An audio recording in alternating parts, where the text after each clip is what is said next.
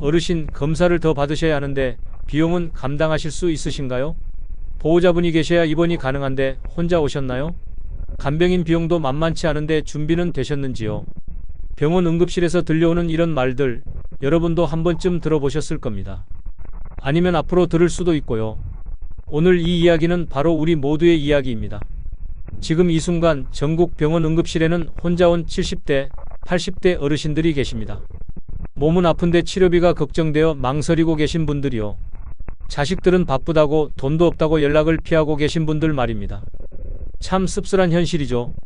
평생 가족을 위해 헌신하신 분들이 정작 본인이 아플 때는 혼자 견뎌내셔야 하는 상황 말입니다. 30년 넘게 노인의학을 전공한 한 의사 선생님의 말씀이 있습니다. 병이 사람을 무너뜨리는 게 아니라고 하셨어요. 바로 돈이 없는 상태에서 병이 찾아올 때, 그때가 진짜 절망의 순간이라고 하셨습니다. 생각해보세요. 약값, 치료비, 간병비 모든 게 돈입니다. 통장에 여유가 없다면 아무리 의지가 강해도 치료받기 어려워지죠. 그러면 노후는 더 이상 여유로운 황혼이 아니라 하루하루 버티는 생존 경쟁터가 되고 맙니다. 더욱 가슴 아픈 건 돈이 없는 어르신들이 사람 대접을 제대로 받지 못한다는 현실입니다. 병원에서도 가족에게서도 심지어 본인 스스로도 위축되어 버리시죠. 하지만 여러분, 이런 얘기를 하는 이유가 절망하라고가 아닙니다. 오늘 제가 말씀드릴 6가지 위험한 순간들을 미리 알고 계시면 충분히 대비할 수 있기 때문입니다. 혹시 지금 준비가 늦었다고 생각하고 계신가요? 전혀 그렇지 않습니다. 오늘 이 방송을 끝까지 들어보시면 지금이라도 시작할 수 있는 구체적인 방법들을 알려드릴 테니까요. 특히 마지막 부분에서는 적은 돈으로도 노후를 든든하게 준비하는 실질적인 방법들을 상세히 안내해드릴 예정입니다. 여러분의 소중한 시간을 투자할 가치가 충분한 내용들이니까 꼭 끝까지 함께 해주세요. 그럼 이제 시작해 보겠습니다. 노후의 경제력을 잃었을 때 마주하게 되는 가장 비참한 순간들, 그리고 그런 상황을 피할 수 있는 현실적인 대안들에 대해 차근차근 살펴보도록 하겠습니다. 첫 번째로 말씀드릴 위험한 순간은 평생 살던 집을 떠나야 할 때입니다. 집이라는 게 단순히 잠자는 공간일까요? 절대 그렇지 않죠. 집은 우리 인생의 모든 추억이 담긴 보물상자와 같습니다. 아이들이 뛰어노는 소리, 가족이 함께 둘러앉아 식사하던 식탁, 명절 때마다 정성껏 차리던 차례상, 아픈 가족을 간병하며 밤을 지새우던 안방까지 모든 것이 그 공간에 스며들어 있거든요. 그런데 어느 날 갑자기 그 집을 떠나야 한다는 현실과 마주하게 됩니다. 관리비가 밀리고 각종 공과금이 체납되고 생활비마저 부족해지면서 말이죠. 처음엔 다른 방법이 있을 거라고 생각하시죠. 자식들한테 도움을 요청해볼까, 대출이라도 받아볼까, 아니면 좀 더 아껴서 버텨볼까 하면서요. 하지만 현실은 냉정합니다. 노년기에는 소득이 급격히 줄어들면서도 의료비, 관리비 같은 고정 지출은 오히려 늘어나거든요. 그러니까 한번 기울어진 가게는 다시 균형을 잡기가 정말 어려워집니다. 실제로 부산 해운대에서 34년을 사신 한 어르신의 이야기를 들려드릴게요. 남편분이 돌아가신 후 혼자 살게 되신 76세 할머니 이야기인데요. 처음엔 괜찮으실 거라고 생각하셨답니다. 연금은 적지만 그래도 있고 집도 있고 무엇보다 자식들에게 짐이 되지 않겠다는 의지가 강하셨거든요. 그런데 몇 개월 지나니까 현실이 다르더라고요. 기초생활비만으로는 매달 나가는 관리비랑 각종 공과금을 감당하기 어려우셨던 거예요. 처음엔 아껴서 써보려고 노력하셨어요. 난방비 아끼려고 두꺼운 옷 입고 지내시고 전기료 줄이려고 일찍 주무시고 심지어 끼니도 걸으시면서 버텨보려고 하셨죠. 하지만 그런 생활도 한계가 있더라고요. 몸이 약해지시니까 병원비는 더 나가고 혼자 사시니까 모든 일을 다 업체에 맡겨야 해서 비용은 더 들고요. 결국 공인중개사 사무소 문을 두드리셨답니다. 그때 얼마나 마음이 아프셨을까요? 평생 지켜온 보금자리를 내 손으로 내놓아야 하는 심정이요. 집이 매물로 나간 후 몇 주 동안은 잠도 제대로 못 주무셨다고 해요. 혹시 팔릴까 봐 걱정되면서도 또 한편으로는 팔리지 않으면 어떡하나 하는 불안감도 있으셨고요. 그러다 어느 날 연락이 왔어요. 집이 팔렸다고요. 그 순간 안도감과 함께 형언할 수 없는 허무함이 밀려오셨다고 합니다. 매매 대금으로 작은 원룸 보증금을 내시고 나니까 남은 돈은 얼마 되지 않더라고요. 그것도 언젠가는 바닥날 돈이니까 마음이 편하지도 않으셨고요. 새로 이사가신 원룸은 이전 아파트와 너무 달랐어요. 창문은 도로를 바라보고 있어서 하루 종일 차 소리가 시끄럽고 벽이 얇아서 옆집 소음까지 다 들리고요. 무엇보다 공간이 너무 좁아서 평생 모신 가구며 살림들을 대부분 처분하셔야 했어요. 추억이 담긴 물건들을 하나씩 버릴 때마다 마음이 찢어지는 것 같으셨다고 해요. 이사 가신 첫날 밤 그 좁은 방 구석에 앉아서 한참을 우셨다고 합니다. 아무도 나를 쫓아낸 게 아닌데도 쫓겨난 기분이더라고요. 그 후로는 습관처럼 예전에 살던 아파트 단지를 피해서 다니신대요. 그 동네 근처만 가셔도 가슴이 답답해지고 눈물이 나려고 해서요. 가끔 친구분이 그 근처로 함께 가자고 하시면 미리 다른 길로 돌아서 가자고 부탁하신다고 해요. 아직도 마음속으로는 그 집이 본인 집인 것 같은데 이제는 갈 수 없는 곳이 되어버렸으니까요. 여러분, 이런 상황이 남의 일 같으신가요? 전혀 그렇지 않습니다. 지금 우리나라 노인 가구의 상당수가 이런 위험에 노출되어 있어요. 집은 단순한 부동산이 아닙니다. 그건 우리의 정체성이고 안전망이고 마음의 안식처예요. 그런 공간을 경제적 어려움 때문에 포기해야 한다는 건 정말 견디기 힘든 일이죠. 더욱 안타까운 건 한 번 집을 잃으면 다시 마련하기가 거의 불가능하다는 점입니다. 노년기에는 소득 능력이 제한적이니까 다시 집을 살 여력이 없거든요. 그래서 노후 준비에서 주거 안정이 그렇게 중요한 거예요. 집이 있으면 적어도 비바람은 막을 수 있고 마음의 여유도 생기거든요. 두 번째로 말씀드릴 위험한 순간은 자식들 눈치를 보며 살아야 할 때입니다. 부모와 자식 사이에 돈 문제가 끼어들면 관계가 어떻게 변하는지 아시나요? 처음에는 서로 이해하려고 노력하지만 시간이 지날수록 점점 어색해지고 불편해집니다.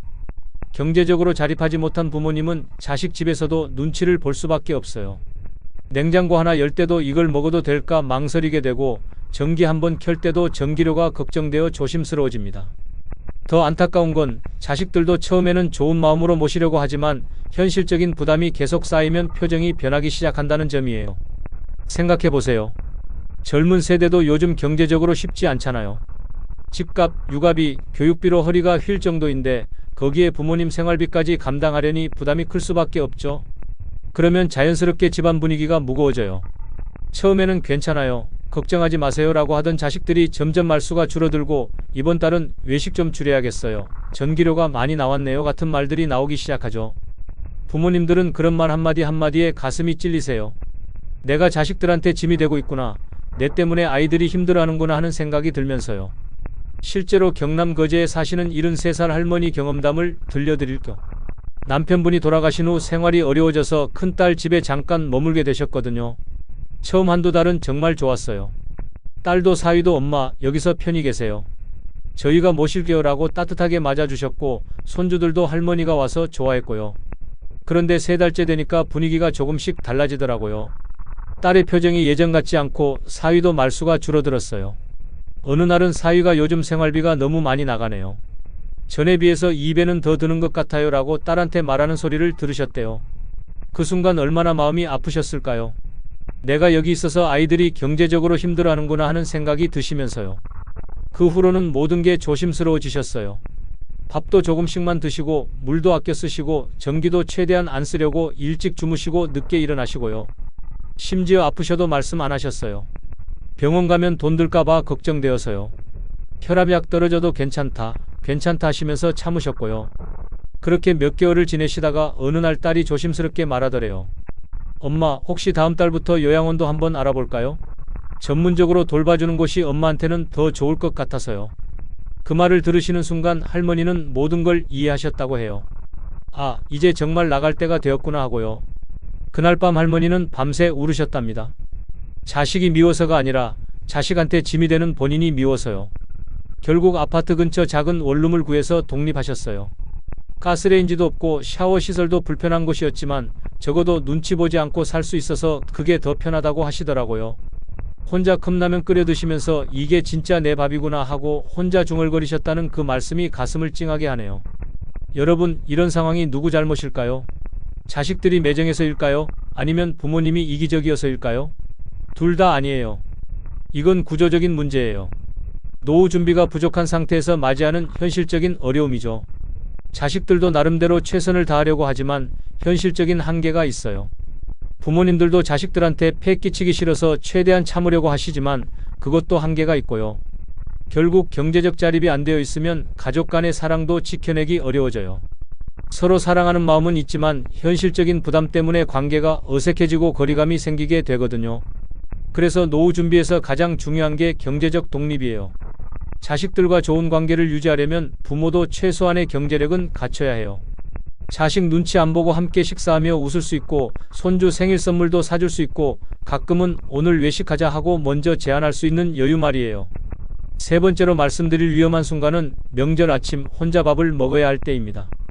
설날이나 추석 같은 명절은 원래 가족이 모이는 날이잖아요. 그런데 그 특별한 날에 혼자 밥상 앞에 앉아 있다는 건 정말 견디기 힘든 일이에요. TV에서는 온 가족이 모여 웃으면서 떡국 먹는 모습을 보여주는데 내 방은 쥐 죽은 듯 조용하고 전기밥솥에서 하루 전 남은 밥 데워서 김 한 장 올려 먹는 현실이에요. 물론 자식들한테서 연락은 와요. 아버지, 이번 명절은 못 갈 것 같아요. 코로나 때문에 조심해야 할 것 같아서요. 엄마, 차례는 나중에 따로 지낼게요. 애들이 감기 기운이 있어서요. 말은 그럴듯하죠. 하지만 정말 솔직하게 말하면 그 뒤에는 모시기 부담스럽다는 마음이 숨어 있는 거 아시잖아요. 그런 문자를 받고도 괜찮다, 조심해라 하고 답장을 보내야 하는 그 심정이 얼마나 복잡할까요?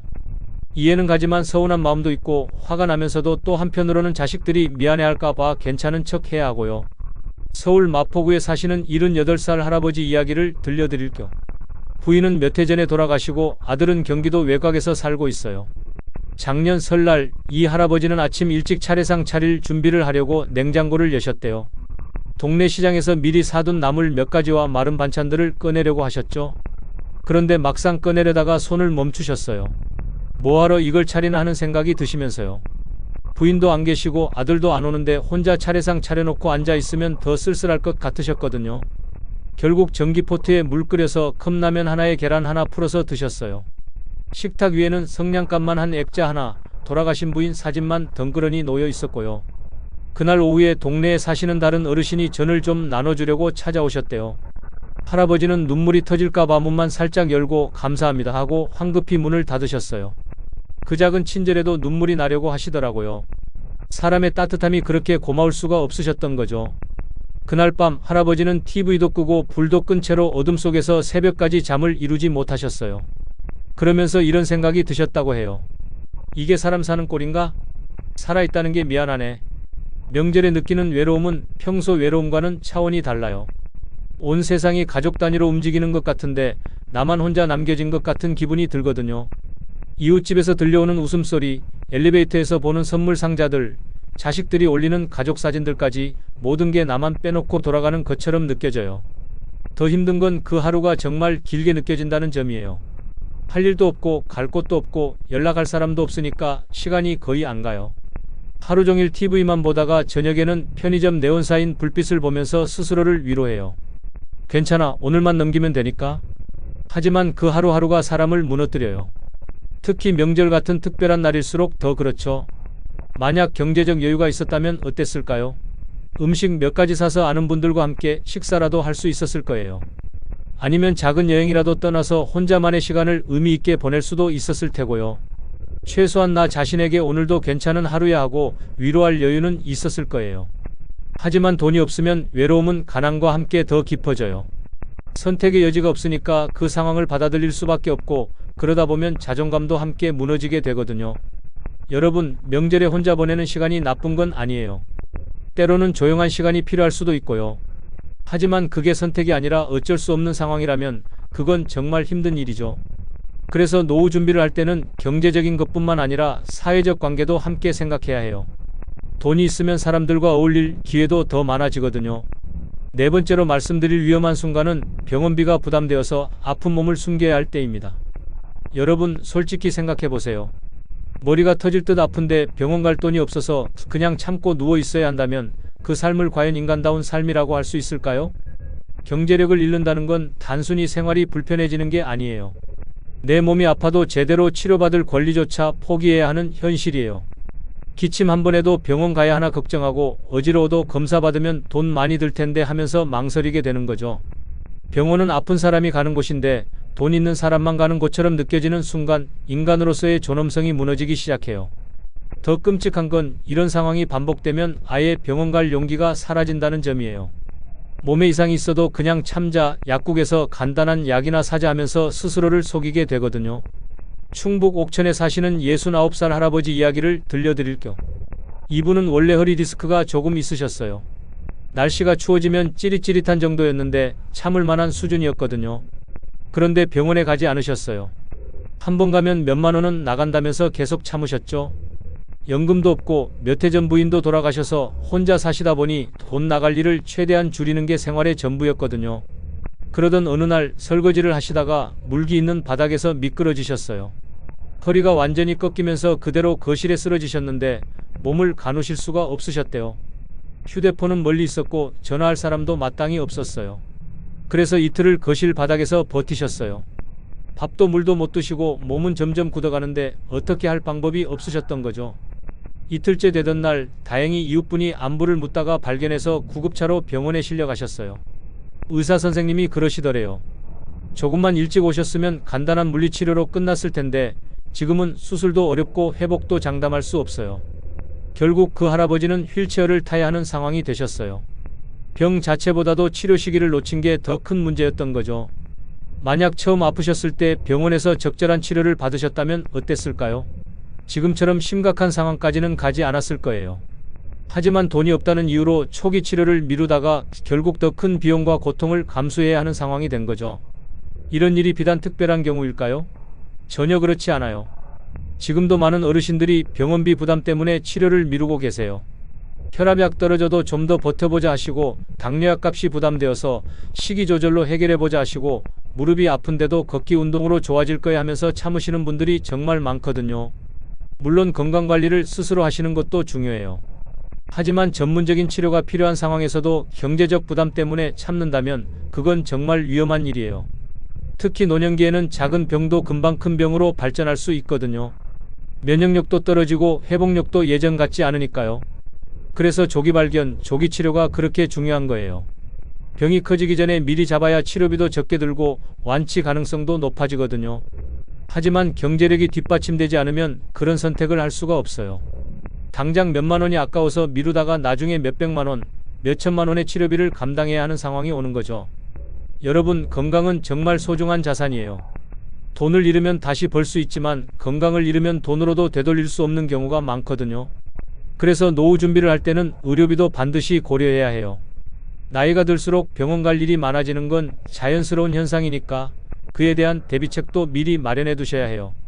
다섯 번째로 말씀드릴 위험한 순간은 장례식이 두려워질 때입니다. 죽음 자체가 무서운 게 아니에요.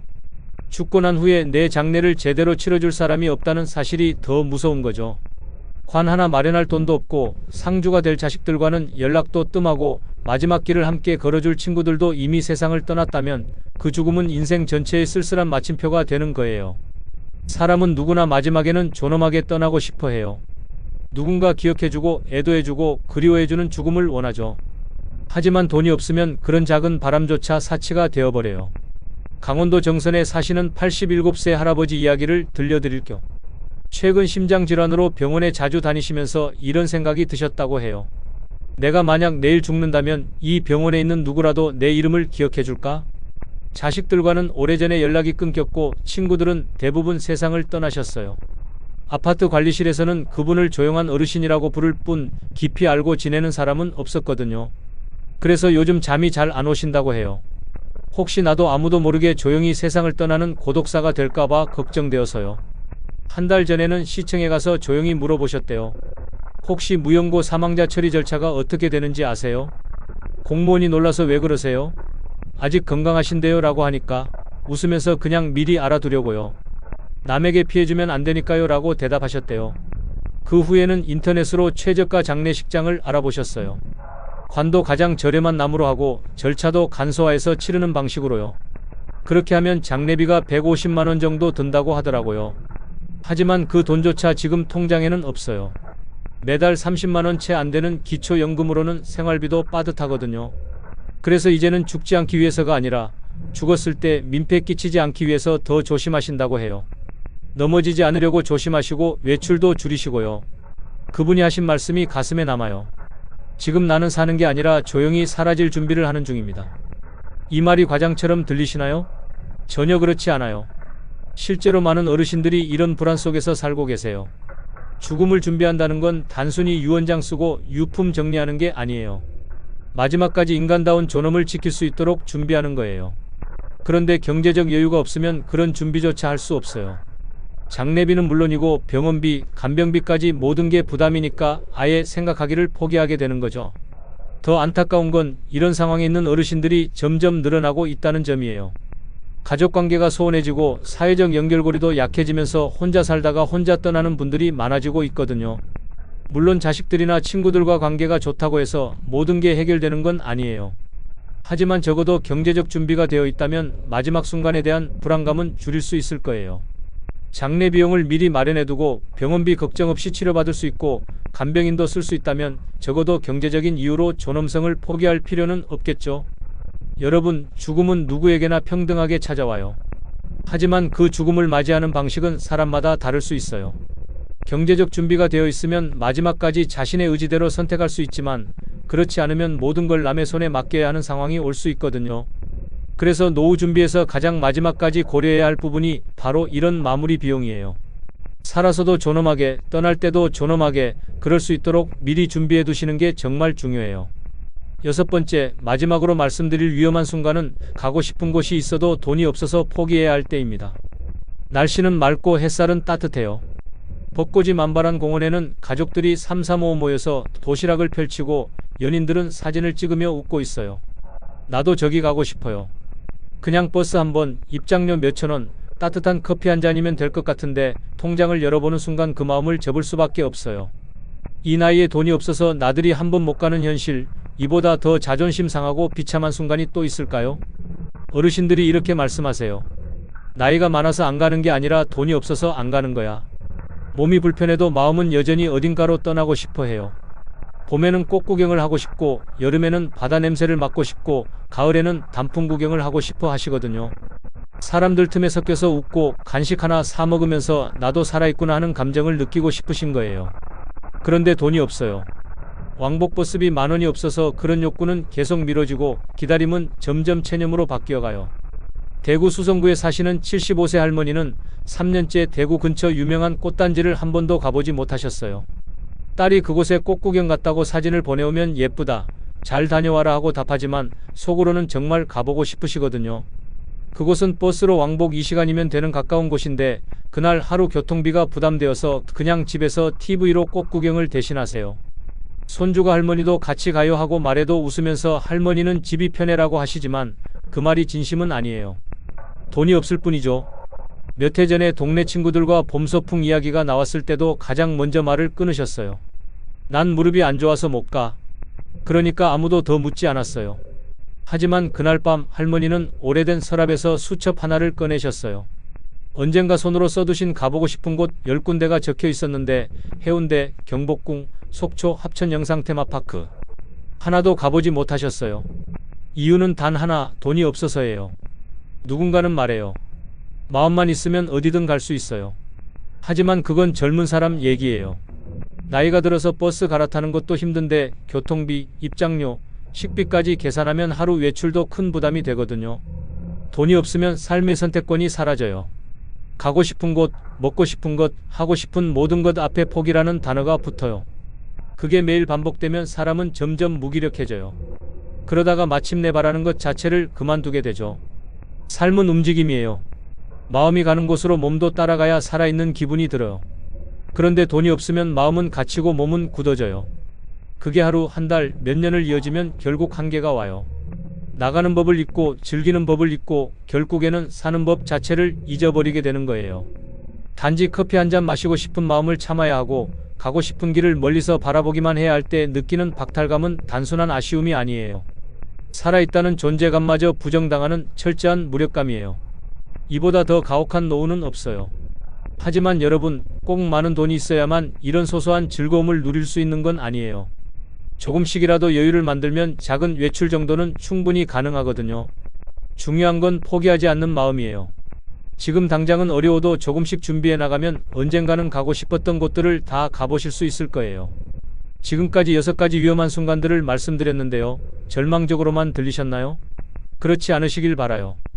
이런 얘기를 하는 이유는 두렵게 하려는 게 아니라 미리 준비하시라고 말씀드리는 거거든요. 지금이라도 늦지 않았어요. 노년에 돈이 없다고 주저앉기만 한다면 남은 인생이 계속 무너질 뿐이지만 지금부터라도 조금씩 준비하신다면 충분히 달라질 수 있어요. 적게 벌어도 확실히 모으는 습관이 중요해요. 첫째, 매달 일정 금액을 무조건 먼저 저축하세요. 5만 원이든 3만 원이든 상관없어요. 통장에서 따로 빼두는 것만으로도 자신감이 생겨요. 둘째, 지출을 기록하세요. 자신이 어디에 돈을 쓰고 있는지 알아야 줄일 수 있어요. 가계부까지는 아니더라도 큰 지출 정도는 적어두시면 도움이 돼요. 셋째, 자식에게 퍼주지 마세요. 물론 도움을 주고 싶은 마음은 이해해요. 하지만 지금은 내가 먼저 살아야 할 때예요. 자식 용돈 주다가 나중에 자식한테 손 벌리는 상황이 오면 더 힘들어져요. 넷째, 소액이라도 수입을 끊기지 마세요. 단기 아르바이트, 돌봄 일자리, 재택 업무 등 작은 일이라도 계속 이어가시면 경제적으로도 도움이 되고 보람도 느낄 수 있어요. 마지막으로 모든 도움을 거부하지 마세요. 복지제도, 무료 혜택, 공공서비스도 내 권리예요. 창피할 필요 없어요. 평생 세금 내고 살아오신 분들이니까 당당하게 활용하세요. 늦었다고 생각하지 마세요. 지금 시작하면 돼요. 늙어서도 내 힘으로 사는 삶, 그 자존심을 되찾는 길은 지금도 열려 있어요. 다음 방송에서는 오늘 말씀드린 5가지 실천 방법을 더 구체적으로 알려드릴 예정이에요.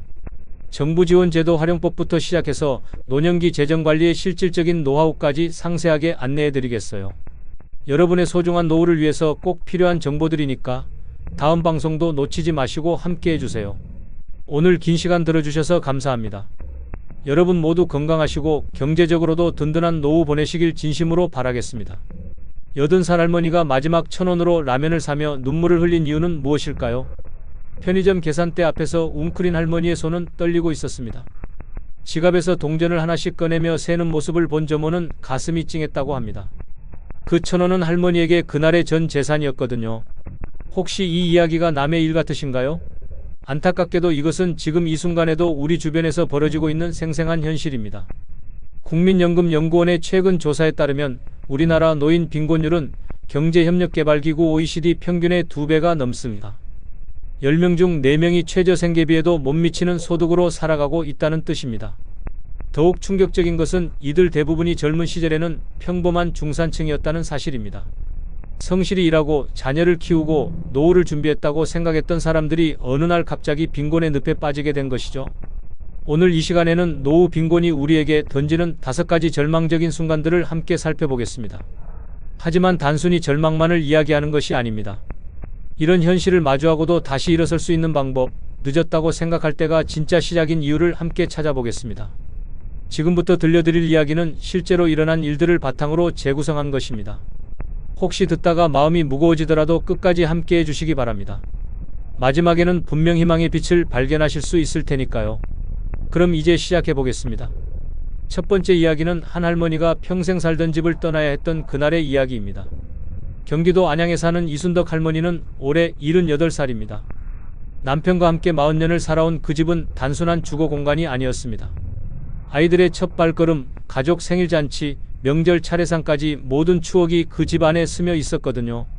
남편이 갑작스럽게 세상을 떠난 후 순덕 씨의 생활은 하루아침에 달라졌습니다. 남편이 받던 연금은 끊겼고 남은 건 기초노령연금 월 32만 원이 전부였습니다. 처음 몇 달은 괜찮다고 생각했습니다. 검소하게 살면 충분히 버틸 수 있을 거라고 믿었거든요. 하지만 현실은 생각보다 가혹했습니다. 아파트 관리비만 월 15만 원, 전기료, 가스료, 수도료까지 더하면 20만 원이 훌쩍 넘었습니다. 먹을 것과 병원비까지 계산하니 매달 적자가 날 수밖에 없었죠. 통장 잔고가 줄어들 때마다 순덕 씨의 마음도 함께 쪼그라들었습니다. 밤마다 계산기를 두드려보지만 답은 늘 같았어요. 이대로 가면 1년을 버티기 어렵다는 것이었습니다. 가장 힘들었던 건 자식들에게 도움을 청하는 것이었어요. 큰아들은 전세 대출 때문에 여유가 없다고 했고 딸은 아이들 학원비로 빠듯하다며 미안하다고만 했습니다. 섭섭했지만 이해할 수밖에 없었어요. 요즘 젊은 사람들도 살기 어려운 게 현실이니까요. 그러던 어느 날 관리소에서 전화가 왔습니다. 할머님, 관리비가 석 달째 밀려 있는데 언제쯤 납부 가능하실까요? 전화를 끊고 나서 순덕 씨는 한참을 멍하니 앉아 있었습니다. 그제서야 현실을 받아들여야 한다는 걸 깨달았거든요. 다음날 순덕 씨는 무거운 발걸음으로 부동산 중개업소를 찾았습니다. 40년을 함께한 집을 파는 일, 생각만 해도 가슴이 미어졌지만 다른 선택은 없었어요. 할머님, 이 정도 평수면 시세가 이 정도 됩니다. 금매로 내놓으시면 조금 더 빨리 팔릴 거예요. 중개업자의 말을 들으며 순덕 씨는 고개를 끄덕였지만 눈물이 핑 돌았습니다. 금매라는 말이 유독 가슴을 찔렀거든요. 집을 내놓은 지 보름 만에 구매자가 나타났습니다. 예상보다 빨랐지만 마음은 전혀 가볍지 않았어요.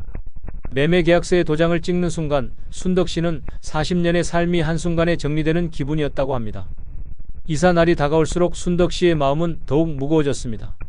짐을 정리하면서 하나하나가 모두 추억이라는 걸 새삼 깨달았거든요. 남편이 아껴 쓰던 안경, 아이들이 어릴 때 그린 그림, 명절 때마다 꺼내던 제사상 그릇들. 모든 것이 소중했지만 새로 구한 작은 원룸에는 가져갈 수 없는 것들이 대부분이었어요. 이것도 버려야 하나? 저것도 가져갈 수 없구나. 순덕 씨는 밤새도록 짐을 정리하며 몇 번이나 눈물을 훔쳤습니다. 이사 당일 순덕 씨는 마지막으로 집안을 한 바퀴 돌아보았습니다. 텅 빈 거실, 아무것도 없는 안방, 추억만 가득한 작은 베란다까지 모든 공간이 작별 인사를 하는 것 같았어요. 현관문을 나서면서 순덕 씨는 뒤돌아보지 않으려 애썼습니다. 돌아보면 발길이 떨어지지 않을 것 같았거든요. 새로 구한 원룸은 전에 살던 집의 절반도 안 되는 크기였습니다. 창문 밖으로는 큰 도로가 보였고 하루 종일 자동차 소리가 끊이지 않았어요.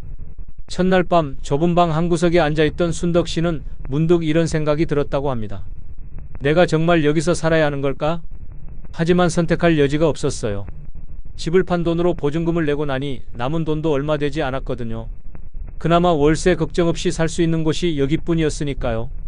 순덕 씨는 그 후로 몇 달을 적응하려 노력했지만 쉽지 않았습니다.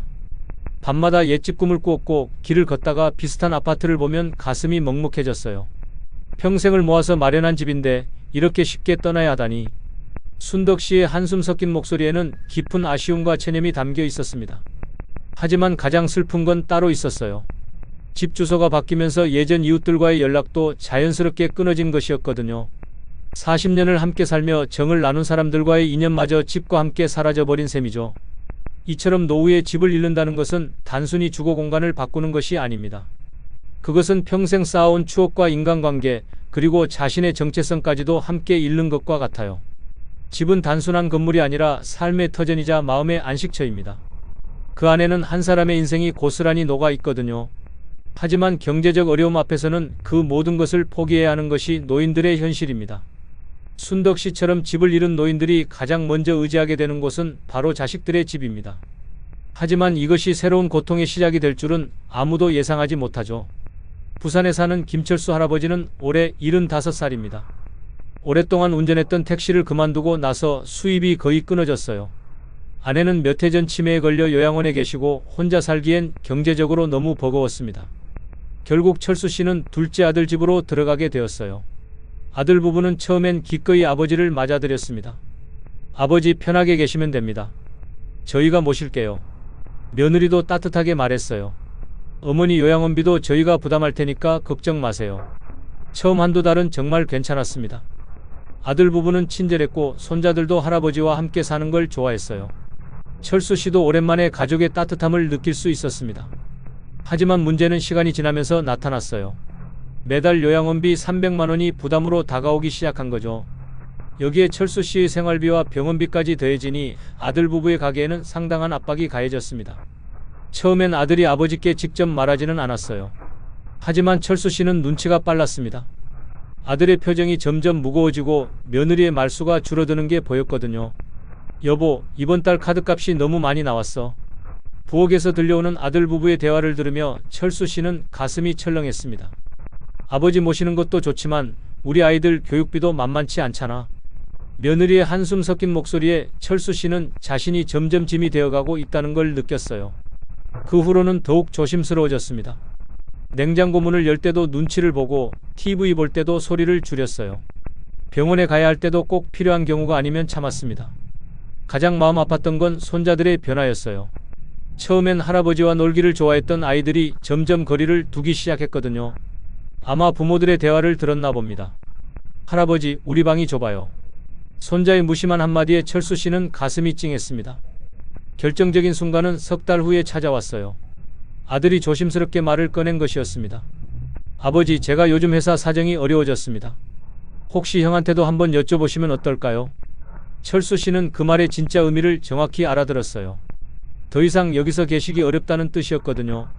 그래, 내가 너무 오래 신세를 졌구나. 철수 씨는 담담하게 대답했지만 속으로는 무너져 내리는 기분이었어요. 다음 날부터 철수 씨는 새로운 거처를 알아보기 시작했습니다. 하지만 혼자 살기에는 경제적으로 여전히 부담스러웠어요. 결국 정부에서 지원하는 임대주택을 신청하게 되었습니다. 큰아들 집도 상황이 별반 다르지 않았어요. 큰며느리는 처음부터 달가워하지 않았고 큰아들도 동생에게 미안해하며 어쩔 줄 몰라 했습니다. 아버지 죄송합니다. 저희도 전세 대출 때문에. 철수 씨는 더 이상 자식들에게 부담을 주고 싶지 않았어요. 결국 스스로 다른 방법을 찾기로 했습니다. 몇 주 후 철수 씨는 작은 고시원 방 하나를 구했습니다. 월 40만 원, 화장실과 샤워실은 공용이었지만 그나마 혼자 지낼 수 있는 공간이었어요. 이사하는 날 아들들이 짐을 옮겨주며 미안해했습니다. 아버지 자주 찾아뵐게요. 몸 아프시면 꼭 연락주세요. 하지만 철수 씨는 알고 있었어요. 앞으로는 웬만해선 자식들에게 연락하지 않을 거라는 걸 말이죠. 고시원에서의 생활은 예상보다 힘들었습니다. 좁은 방에서 혼자 끓여 먹는 라면, 새벽에 들려오는 옆방 소음, 공용 화장실에서 마주치는 낯선 사람들까지 모든 게 낯설고 외로웠어요. 가장 힘든 건 자식들과의 거리감이었습니다. 같이 살 때는 그래도 매일 얼굴을 봤는데 이제는 명절에나 한 번씩 보는 사이가 되었거든요. 내가 돈만 있었다면. 철수 씨는 밤마다 이런 생각을 하며 잠들었어요. 하지만 몇 달이 지나자 오히려 마음이 편해지는 부분도 있었습니다. 더 이상 눈치를 보지 않아도 되고 자식들에게 부담이 되지 않는다는 생각 때문이었어요. 어느 날 철수 씨는 우연히 아들에게서 전화를 받았습니다. 아버지 어떻게 지내세요? 응, 괜찮다. 여기가 나한테는 더 편한 것 같구나. 철수 씨의 대답에는 진심이 담겨 있었어요. 비좁고 외롭지만 적어도 누구에게도 부담이 되지 않는다는 것만으로도 위로가 되었거든요. 이처럼 노후에 경제력이 없으면 가족과의 관계도 변질될 수밖에 없습니다. 아무리 혈육이라도 경제적 부담이 계속되면 서로에게 상처를 주게 되죠. 부모는 자식에게 짐이 되고 싶지 않아 스스로를 숨기고 자식은 부모를 모시고 싶어도 현실적 한계 때문에 갈등하게 됩니다. 결국 사랑도 정도 경제력이 뒷받침되어야 오래갈 수 있다는 슬픈 현실을 마주하게 되는 것이죠. 명절은 본래 가족들이 모여 정을 나누는 따뜻한 날이어야 합니다. 하지만 홀로 지내는 노인들에게 명절은 오히려 외로움이 더욱 깊어지는 시간이기도 해요. 강원도 춘천에 사는 박영수 할아버지는 올해 79살입니다. 아내는 10년 전에 세상을 떠났고 자녀들은 모두 서울에서 각자의 삶을 살고 있어요. 지난 추석 아침 영수 씨는 평소보다 일찍 잠에서 깼습니다. 창밖으로 보이는 하늘은 맑았지만 마음은 무겁기만 했어요. 오늘이 추석이구나. 혼잣말을 중얼거리며 일어난 영수 씨는 부엌으로 향했습니다. 냉장고를 열어보니 며칠 전 사둔 계란 몇 개와 김치 그리고 우유 한 팩이 전부였어요. 텔레비전을 틀자 온 가족이 함께 차례상을 차리는 모습이 나왔습니다. 웃음소리가 가득한 화면을 보며 영수 씨는 괜히 채널을 돌렸어요. 차라리 보지 말자. 하지만 어느 채널을 돌려도 명절 특집 프로그램뿐이었습니다. 결국 텔레비전을 끄고 조용히 앉아 있었어요. 오전 10시쯤 큰아들에게서 전화가 왔습니다. 아버지 추석 잘 지내세요? 저희는 처가에 가야 해서. 응, 그래. 잘 다녀와라. 짧은 통화를 끝내고 나서 영수 씨는 한숨을 내쉬었습니다. 서운했지만 이해할 수밖에 없었어요. 요즘 젊은 사람들은 양쪽 부모님을 다 모셔야 하니 바쁠 수밖에 없으니까요. 둘째 딸에게서도 비슷한 내용의 문자가 왔어요. 아빠, 추석 잘 보내세요. 시댁에 가야 해서 못 가서 죄송해요. 다음에 꼭 뵐게요. 영수 씨는 괜찮다고 답장을 보냈지만 손끝이 떨렸습니다. 점심때가 되자 영수 씨는 간단히 라면을 끓였어요. 평소보다 더 정성스럽게 계란도 넣고 파도 썰어 넣었습니다. 그래도 명절인데. 작은 식탁에 혼자 앉아 라면을 먹으며 영수 씨는 문득 몇 년 전 추억이 떠올랐어요. 아내가 살아계실 때는 명절 아침부터 분주했거든요. 여보, 전 부치는 거 도와줘요. 아이고, 나물 무치는 것도 해야 하는데. 부엌에서 들려오던 아내의 목소리, 온 집안에 퍼지던 음식 냄새, 오후에 찾아오던 자녀들의 웃음소리까지 모든 게 그립기만 했어요. 오후가 되자 아파트 복도에서 웃음소리가 들렸습니다. 옆집에서 가족들이 모인 모양이었어요. 영수 씨는 괜히 텔레비전 소리를 키웠습니다. 다른 집 소리가 더 이상 들리지 않게 하려고요. 나만 이렇게 혼자구나. 저녁이 되어서야 영수 씨는 집 밖으로 나왔습니다. 답답한 마음을 달래려고 동네를 한 바퀴 돌아보기로 했거든요. 하지만 거리는 더욱 썰렁했어요. 대부분의 상점들이 문을 닫았고 평소 만나던 동네 할아버지들도 보이지 않았습니다. 아마 다들 자식들 집에 가셨나 봐요. 공원 벤치에 잠시 앉았을 때 옆 벤치에 또 다른 할아버지 한 분이 앉아 계셨습니다. 서로 눈이 마주치자 씁쓸한 미소를 지으셨어요. 명절인데 나오셨네요. 집에 있어봐야 더 답답해서요. 어르신도 그런가 봅니다. 그러게 말입니다. 짧은 대화를 나눴지만 서로의 처지는 충분히 이해할 수 있었어요. 굳이 길게 설명하지 않아도 알 수 있는 외로움이었거든요. 집으로 돌아온 영수 씨는 저녁도 간단히 해결했습니다. 밥에 김치만 얹어 먹었지만 평소보다 더 쓸쓸했어요. 밤이 되자 영수 씨는 오래된 사진첩을 꺼냈습니다. 아내와 함께 찍은 사진, 자녀들이 어렸을 때 명절 사진들을 하나씩 넘겨보며 시간을 보냈어요. 그때는 정말 좋았는데 사진 속 자신의 모습은 지금보다 훨씬 활기차 보였습니다. 가족들에 둘러싸여 환하게 웃고 있는 모습이 지금은 너무도 멀게 느껴졌어요. 다음날 아침 영수 씨는 평소와 똑같이 일어났습니다. 명절이 지나고 나니 오히려 마음이 편해졌어요. 더 이상 외로움을 감추려 애쓰지 않아도 되니까요. 이런 명절을 보내는 노인들이 영수 씨만이 아닙니다. 전국 곳곳에서 수많은 어르신들이 비슷한 하루를 보내고 계실 거예요. 명절의 외로움이 더욱 아픈 이유는 평소에는 그나마 참을 수 있던 고독감이 이날만큼은 더욱 극명하게 드러나기 때문입니다. 다른 모든 사람들이 행복해 보이는 날에 혼자 있다는 것, 그것은 정말 견디기 힘든 고통이거든요. 하지만 영수 씨는 이런 현실을 받아들이며 나름의 위로를 찾아가고 있어요. 혼자여도 의미 있게 보낼 수 있는 방법을 찾으려 노력하고 있거든요. 나이가 들면서 가장 두려운 것 중 하나가 바로 질병입니다. 몸이 아프면 치료를 받으면 되지만 치료비가 부담스러운 노인들에게는 병원조차 사치가 될 수 있어요. 전라남도 목포에 사는 최순자 할머니는 올해 76살입니다. 몇 달 전부터 무릎이 아프기 시작했는데 처음에는 나이 들어서 그러려니 했어요. 이 나이에 어디 안 아픈 곳이 있겠어? 하지만 통증이 점점 심해졌습니다. 계단을 올라갈 때마다 무릎에서 찌릿찌릿한 통증이 느껴졌고 잠을 잘 때도 자세를 바꾸기 힘들 정도였어요. 순자 씨는 동네 약국에서 파스와 진통제를 사서 버텼습니다. 병원에 가면 검사비만 수십만 원은 나올 텐데 그런 돈이 어디 있겠어요. 참으면 나아지겠지. 하지만 한 달이 지나도 나아지지 않았습니다. 오히려 더 악화되어 이제는 걷기조차 힘들어졌어요. 마침 동네에서 만난 친구가 말했습니다. 순자야, 병원 한번 가봐. 그렇게 아픈데 어떻게 참니? 병원비가 얼마나 나올지 몰라서 그래. 순자 씨의 솔직한 대답에 친구도 할 말이 없었어요. 똑같은 처지라는 걸 알고 있었거든요. 결국 순자 씨는 참다 못해 동네 의원을 찾았습니다. 그나마 큰 병원보다는 저렴할 거라는 생각 때문이었어요. 할머님, 무릎이 많이 부으셨네요. 엑스레이 한번 찍어보시죠. 의사의 말에 순자 씨는 주저했습니다. 선생님, 엑스레이 비용이 얼마나 되나요? 3만 원 정도 될 거예요. 3만 원. 순자 씨에게는 사흘치 식비에 해당하는 돈이었습니다. 일단 약만 주세요. 검사를 안 하면 정확한 진단이 어려운데. 괜찮습니다. 약만. 순자 씨는 겨우 진료비와 약값으로 2만 원을 냈습니다. 통장 잔고를 생각하니 그것도 부담스러웠어요. 하지만 약을 먹어도 나아지지 않았습니다. 오히려 통증은 더욱 심해졌고 이제는 집안에서 움직이는 것도 어려워졌어요. 어느 날 밤 순자 씨는 화장실에 가다가 넘어졌습니다. 무릎에 힘이 빠지면서 그대로 바닥에 주저앉은 것이었어요. 한참을 바닥에 앉아서 일어나지 못했습니다. 다행히 벽을 짚고 겨우 일어날 수 있었지만 그날 밤 순자 씨는 잠을 이루지 못했어요. 이렇게 살 수는 없어. 다음 날 순자 씨는 용기를 내서 큰 병원을 찾았습니다. 더 이상 참을 수 없었거든요. 할머님, 무릎 연골이 많이 다르셨네요. 수술을 하셔야 할 것 같은데. 의사의 말에 순자 씨는 깜짝 놀랐습니다. 수술료? 그럼 비용이 얼마나? 보험이 적용되니까 300만 원 정도 될 거예요. 300만 원. 순자 씨에게는 천문학적인 숫자였습니다. 기초연금으로는 10개월치에 해당하는 돈이었거든요. 좀 더 생각해보고 연락드릴게요.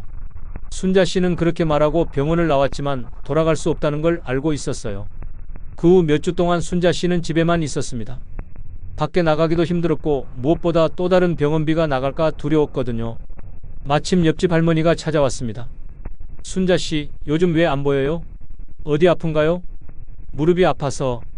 병원은 갔어요? 갔는데 수술하라고 하더라고요. 돈이 없어서 못하겠어요. 옆집 할머니도 비슷한 경험이 있어서 순자 씨의 마음을 이해했어요. 나도 허리 아플 때 그랬어요. 참다가 더 악화됐죠. 며칠 후 순자 씨의 상태는 더욱 나빠졌습니다. 무릎이 완전히 굳어져서 방에서 부엌까지 가는 것도 기어가야 했어요. 결국 옆집 할머니가 구급차를 불렀습니다. 더 이상 혼자 두면 안 되겠다고 판단했거든요. 응급실에 도착한 순자 씨는 응급처치를 받았습니다. 의사는 말했어요. 더 늦었으면 큰일 날 뻔했습니다. 무릎뿐만 아니라 다른 부위까지 영향을 줄 수 있었어요. 하지만 순자 씨의 걱정은 따로 있었습니다. 응급실비는 얼마나 나올까요? 보험이 적용되니까 10만 원 정도 될 거예요. 그것도 순자 씨에게는 큰 부담이었지만 어쩔 수 없었어요. 결국 순자 씨는 정부 지원을 받아 수술을 받을 수 있었습니다. 의료급여 대상자로 지정되어 치료비 부담을 줄일 수 있었거든요. 수술 후 재활치료를 받으며 순자 씨는 깨달았어요. 진작 병원에 갔으면 이렇게까지 안 됐을 텐데 참다가 오히려 더 큰 비용이 든 셈이었거든요.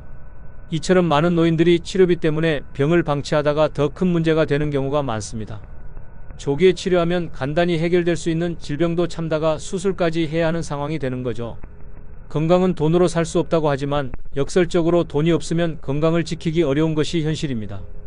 특히 노인들에게는 작은 병이라도 경제적 부담 때문에 큰 질병이 될 수 있어요. 하지만 순자 씨처럼 정부 지원 제도를 활용하면 도움을 받을 수 있습니다. 의료급여, 긴급의료비 지원, 지역별 의료비 지원 사업 등 다양한 제도가 있으니 주저하지 말고 도움을 요청하는 것이 중요해요. 사람에게는 누구나 마지막 순간이 찾아옵니다. 그때가 언제인지 알 수는 없지만 나이가 들수록 그 순간에 대해 생각하게 되죠. 하지만 경제적으로 어려운 노인들은 죽음마저도 준비할 수 없는 현실에 직면합니다. 경상북도 안동에 사는 이종석 할아버지는 올해 82살입니다. 최근 건강이 급격히 나빠지면서 자연스럽게 죽음에 대해 생각하게 됐어요. 내가 죽으면 누가 장례를 치러줄까? 종석 씨에게는 자식이 없습니다. 젊은 시절 결혼을 했지만 아이를 갖지 못했고 아내는 10여 년 전에 먼저 세상을 떠났거든요. 혈육이라고는 멀리 사는 조카 하나뿐이지만 1년에 안부 전화 한두 번 받는 것이 전부예요. 조카도 자신의 생활에 바빠서 종석 씨까지 챙기기는 어려운 상황이고요.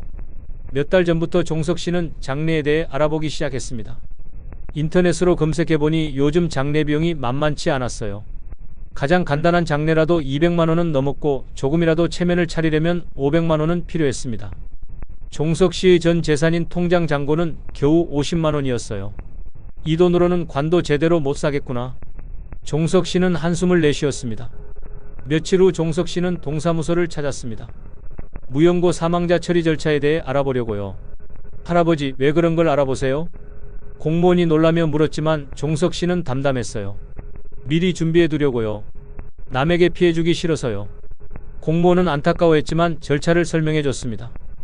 연고자가 없거나 경제적으로 어려운 경우 지자체에서 화장을 해준다는 내용이었어요. 집으로 돌아온 종석 씨는 간단한 유서를 써두었습니다. 재산이라고 할 만한 건 없었지만 그래도 정리해둬야 한다는 생각이 들었거든요. 내가 죽으면 이 집 보증금으로 장례를 치르고 남는 돈이 있으면 조카에게 주세요. 짧은 유서였지만 종석 씨에게는 최선이었어요. 그 후로 종석 씨는 더욱 조심스럽게 살았습니다. 갑자기 쓰러져서 누군가에게 부담을 주면 안 된다는 생각 때문이었어요. 외출할 때는 항상 신분증을 챙겼고 집에는 응급 상황 시 연락할 번호를 붙여두었습니다. 조카의 전화번호와 동사무소 번호까지 적어두었어요. 어느 날 종석 씨는 동네에서 만난 할아버지와 이런 대화를 나눴습니다. 요즘 젊은 사람들은 다 바빠서 우리 같은 늙은이들 신경 쓸 겨를이 없어요. 그러게 말입니다. 우리끼리라도 서로 안부 좀 물어봐야겠어요. 그때부터 종석 씨는 동네 어르신들과 더 가까워졌어요. 서로의 안부를 확인하고 며칠 보이지 않으면 찾아보기로 했거든요. 혼자 죽는 건 어쩔 수 없지만 그래도 누군가는 알아주면 좋겠어요. 종석 씨의 소박한 바람이었어요. 최근에는 미리 장례식장에 문의해보기도 했습니다. 혹시 가장 저렴한 장례 패키지가 얼마인가요? 기본형이 150만 원입니다만 그것도 제게는 부담스럽네요. 더 저렴한 방법은 없을까요? 장례지도사도 난감했지만 화장만 하는 경우를 알려줬어요. 그래도 50만 원은 필요했지만요. 종석 씨는 그나마 다행이라고 생각했습니다. 자신의 전 재산과 비슷한 금액이었거든요. 하지만 가장 걱정되는 건 따로 있었어요. 마지막 순간에 아무도 곁에 있어주지 않을 것이라는 두려움이었거든요. 죽을 때 혼자인 건 괜찮아. 하지만 아무도 모르게 죽는 건 너무 서러워. 종석 씨는 밤마다 이런 생각을 하며 잠들었어요. 어느 날 종석 씨는 우연히 독거노인 돌봄 서비스에 대해 알게 됐습니다. 정기적으로 안부를 확인해주는 서비스였어요. 이거라도 신청해두면 좀 나을까? 종석 씨는 동사무소에 가서 신청했습니다. 비록 가족은 아니지만 누군가 자신을 신경 써준다는 것만으로도 위로가 되었거든요. 지금도 종석 씨는 하루하루를 조심스럽게 살아가고 있어요. 언제 올지 모르는 마지막 순간을 준비하면서도 그래도 의미 있게 살려고 노력하고 있거든요.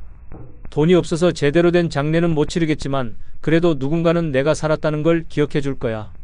종석 씨의 작은 희망이었어요. 이처럼 많은 노인들이 죽음조차 제대로 준비할 수 없는 현실에 살고 있습니다. 하지만 정부나 지자체의 지원 제도 그리고 이웃들의 작은 관심만 있어도 이런 두려움을 조금은 줄일 수 있어요. 무엇보다 중요한 것은 혼자가 아니라는 느낌을 주는 것입니다.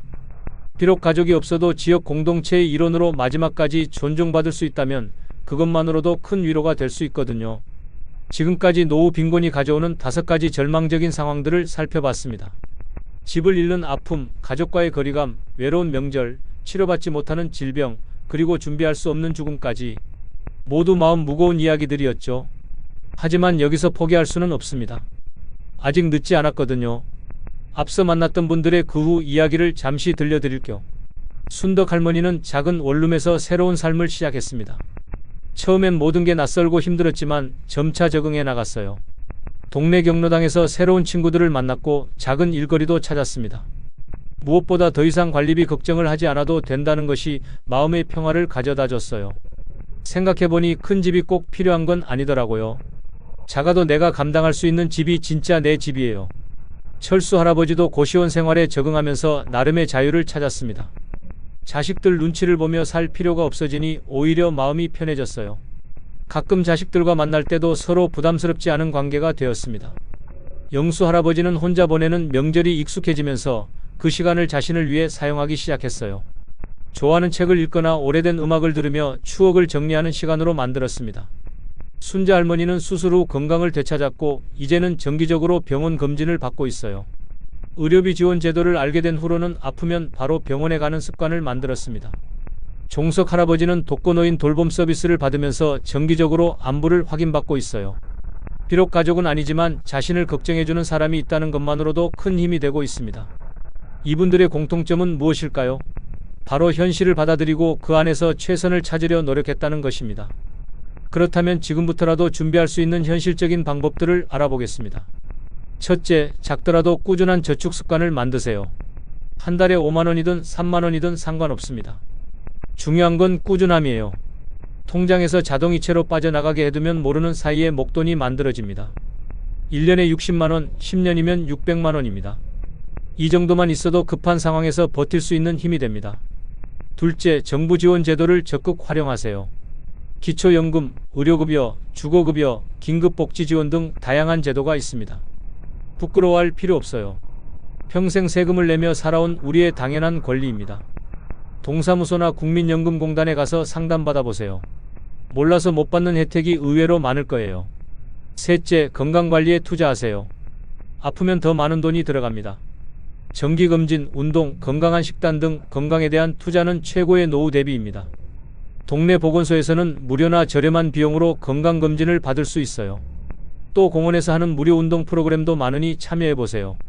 넷째, 소소한 수입원을 만드세요. 나이가 들어도 할 수 있는 일들이 있어요. 경비, 청소, 돌봄, 택배 분류 등 체력이 허락하는 범위에서 작은 일거리를 찾아보세요. 온라인으로도 할 수 있는 일들이 늘어나고 있어요.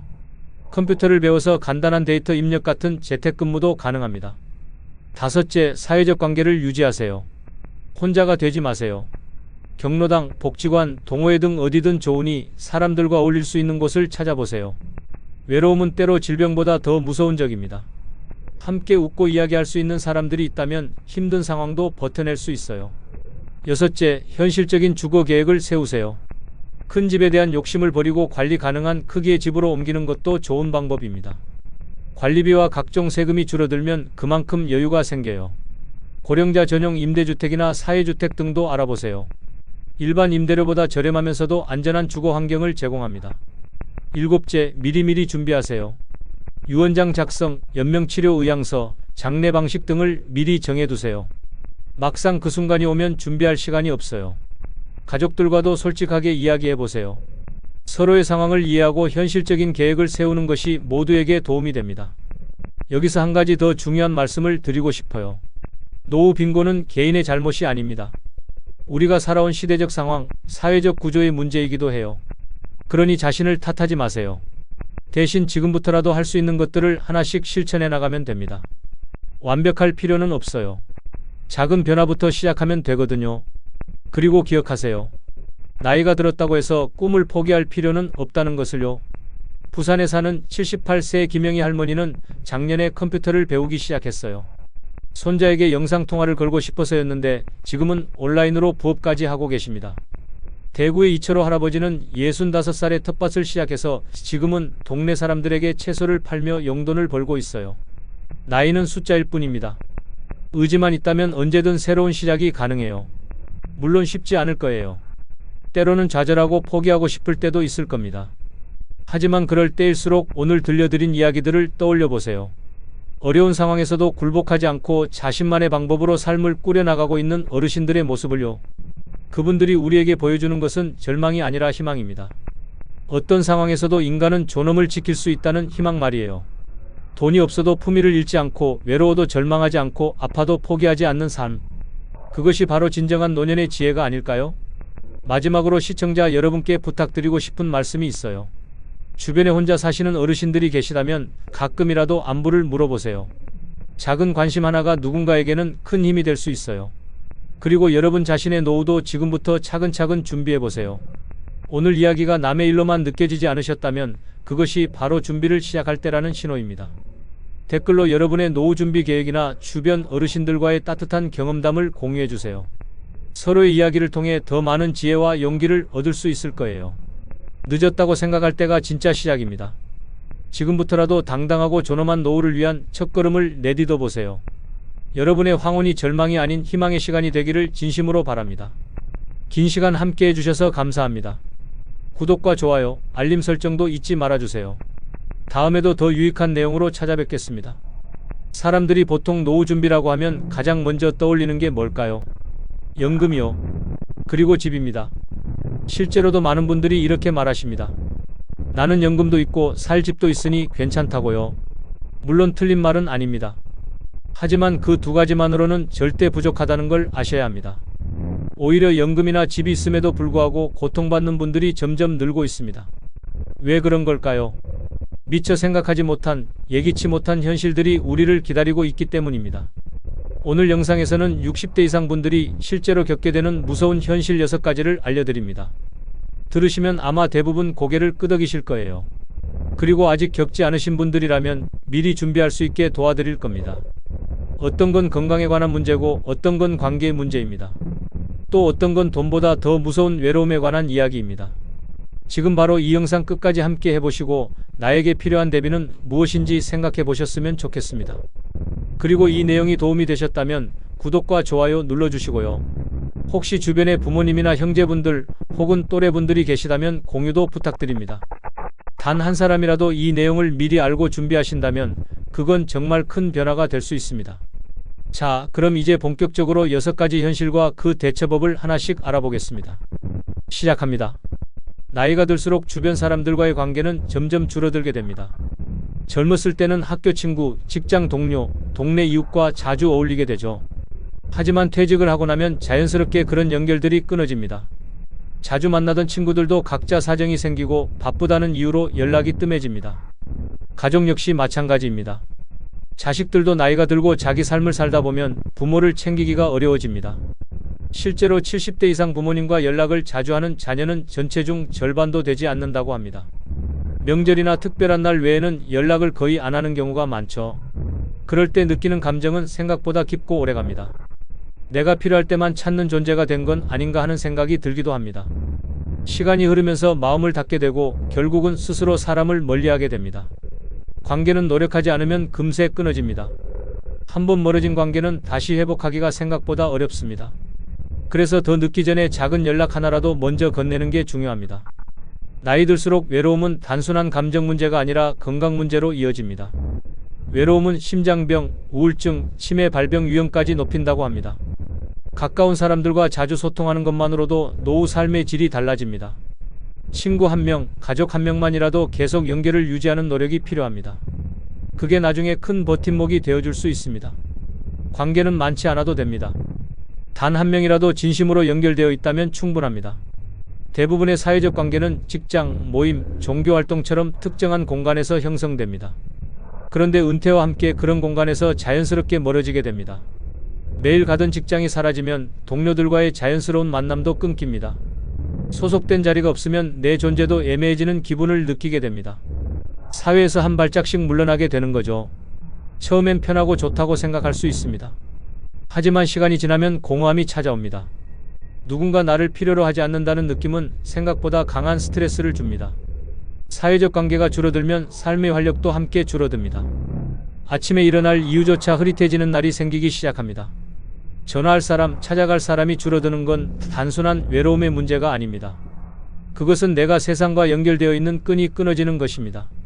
실제로 고령자 우울증의 주요 원인 중 하나가 바로 이 사회적 고립입니다. 누구와도 연결되지 않았다는 감정은 건강에도 부정적인 영향을 줍니다. 작은 모임 하나라도 유지하는 게 중요한 이유입니다. 예를 들어 동네 마을회관, 주민센터, 종교 모임 같은 공간은 좋은 기회가 됩니다. 내 이야기를 들어주고 나도 누군가의 이야기를 들어줄 수 있는 관계는 반드시 필요합니다. 너무 거창할 필요 없습니다. 가까운 이웃과의 짧은 대화도 충분히 큰 힘이 됩니다. 사회적 연결은 의지로 만들어가는 것입니다. 나이가 들수록 연결은 선택이 아니라 생존입니다. 사람은 혼자 살 수 없는 존재입니다.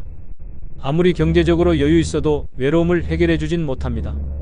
외로움은 몸보다 먼저 마음을 무너뜨립니다.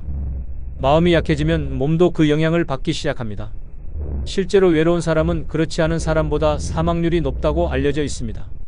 심리적인 고립은 심장병, 고혈압, 면역력 저하와도 관련이 깊습니다. 혼자 밥을 먹는 일상이 반복되면 식욕도 떨어집니다. 그러면 영양 섭취가 부족해지고 건강이 점점 나빠지게 됩니다. 말없이 혼자 있는 시간이 많아지면 뇌 자극도 줄어들게 됩니다. 이런 상태가 지속되면 치매 위험까지 커지게 됩니다. 고립감은 단순한 감정이 아니라 생리적인 변화로 이어지는 무서운 문제입니다. 누군가와의 대화, 웃음, 공감은 약보다 더 강한 치유제가 됩니다. 요즘은 온라인으로도 모임이 가능합니다. 스마트폰이 어렵다면 가족이나 지인에게 도움을 요청해보는 것도 좋은 방법입니다. 문자 한 통, 영상통화 한 번이 큰 힘이 될 수 있습니다. 외로움을 줄이는 가장 좋은 방법은 하루에 한 사람이라도 소통하는 겁니다. 안부를 묻고 근황을 나누는 그 짧은 순간이 삶의 활력을 줍니다. 건강을 챙기기 위해 운동을 하듯 관계도 꾸준한 관리가 필요합니다. 외로움은 참는다고 사라지지 않습니다. 용기 내어 먼저 손 내밀 때 외로움은 조금씩 줄어듭니다. 건강은 어느 날 갑자기 무너지지 않습니다. 대부분 서서히 아주 조용히 무너집니다. 특히 60대 이후에는 당뇨, 고혈압, 관절염 같은 만성질환이 하나둘씩 찾아옵니다. 처음엔 그냥 피곤해서 그런가 싶지만 나중엔 일상이 바뀔 만큼 힘들어집니다. 당뇨는 혈당 조절이 잘 안되면 시력 저하나 신장 질환으로 이어질 수 있습니다. 고혈압은 뇌출혈이나 심장 질환으로 이어질 수 있어서 정말 주의해야 합니다. 관절염은 무릎이 붓고 걷는 것도 어려워져서 외출이 꺼려지게 됩니다. 이렇게 하나라도 걸리면 나머지도 함께 무너지기 시작합니다. 그런데 문제는 이 병들이 초반엔 거의 증상이 없다는 겁니다. 그래서 몸이 괜찮다고 생각하고 방치하는 경우가 많습니다. 병원은 아플 때만 가는 곳이 아니란 걸 꼭 기억해야 합니다. 특히 60대 이후에는 정기검진이 필수입니다. 조기 발견하면 생활습관만 바꿔도 관리가 가능한 경우가 많습니다.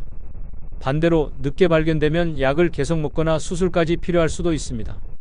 그래서 지금 아프지 않아도 관리하는 습관이 중요합니다. 매일 걷기, 짠 음식 줄이기, 규칙적인 수면은 큰 도움이 됩니다. 만성질환은 겉으로는 멀쩡해 보여도 속에서는 계속 진행됩니다. 나중에 후회하지 않으려면 지금부터라도 건강관리를 시작해야 합니다. 조금 귀찮고 번거롭더라도 내 몸을 위한 투자라고 생각해 보세요. 건강은 잃고 나서 후회해도 되돌릴 수 없습니다. 연금을 받는다고 해도 매달 병원비와 약값을 감당하기는 쉽지 않습니다. 특히 만성질환을 가지고 있으면 매달 병원에 몇 번씩 가야 하는 경우가 많습니다. 병원에 가는 횟수가 늘어나면 교통비까지 부담이 됩니다. 약도 한두 가지가 아니라 여러 가지를 장기적으로 복용하게 됩니다. 한 달에 몇만 원씩 들어가는 약값이 쌓이면 생각보다 큽니다. 건강보험이 있더라도 본인 부담금이 꽤 되는 경우가 많습니다. 연금으로는 생계비도 빠듯한데 병원비까지 나가면 생활이 더 힘들어집니다. 갑자기 큰 병이라도 생기면 의료비가 수백만 원이 넘을 수도 있습니다. 특히 중증 질환에 걸리면 장기 입원이 필요해 더 큰 부담이 됩니다. 이런 상황을 대비해 실손보험이나 건강보험을 다시 한번 점검해 보는 것이 좋습니다. 하지만 보험도 나이가 많으면 가입이 어렵거나 보험료가 너무 높아집니다. 그래서 50대부터 준비해 두는 게 가장 좋습니다. 이미 60대에 접어들었다면 지금이라도 가능한 부분부터 챙겨야 합니다. 병원비를 줄이기 위해선 예방이 가장 확실한 방법입니다. 식단 관리나 운동만 잘해도 병원 갈 일이 줄어듭니다. 약을 꾸준히 잘 챙겨 먹는 것도 재입원이나 악화를 막는 데 중요합니다. 병원비를 아끼려다 오히려 병을 키우는 일은 없어야 합니다. 장기적으로 보면 예방과 관리가 가장 경제적인 선택입니다. 건강이 무너지면 돈도 계획도 아무 소용이 없습니다. 연금보다 중요한 건 아프지 않고 살아갈 수 있는 건강입니다. 노후에 하고 싶은 일이 많을 수도 있습니다. 여행도 다니고 취미생활도 하고 친구들과 만나기도 하겠지요. 그런데 건강이 무너지면 그런 계획은 한순간에 멈추게 됩니다. 몸이 아프면 외출하는 것조차 부담스럽습니다. 하루의 대부분을 침대나 병원에서 보내야 할 수도 있습니다. 계획은 있지만 실천할 수 없는 상황이 되는 거죠. 사람을 만나는 것도 줄어들고 점점 고립되는 삶이 됩니다. 건강이 무너지면 자신감도 같이 떨어집니다. 내가 예전처럼 움직일 수 없다는 사실이 자존감을 무너뜨립니다. 몸이 아프면 마음도 약해지기 때문에 우울증까지 동반되는 경우가 많습니다. 특히 혼자 사는 분들은 이런 상황이 더 심각해질 수 있습니다. 처음엔 작은 통증이었지만 관리하지 않으면 커다란 병으로 커질 수 있습니다. 그래서 지금 몸이 괜찮더라도 준비는 반드시 필요합니다. 매일 규칙적인 생활을 하고 운동을 조금씩이라도 해보는 게 좋습니다. 무리하지 않고 실천할 수 있는 건강 루틴을 만드는 것이 중요합니다. 건강이 있어야 사람도 만나고 취미도 즐기고 삶의 기쁨도 느낄 수 있습니다. 병원에만 매달리는 삶이 되지 않으려면 지금부터 행동해야 합니다. 작은 실천이 미래에 큰 차이를 만듭니다.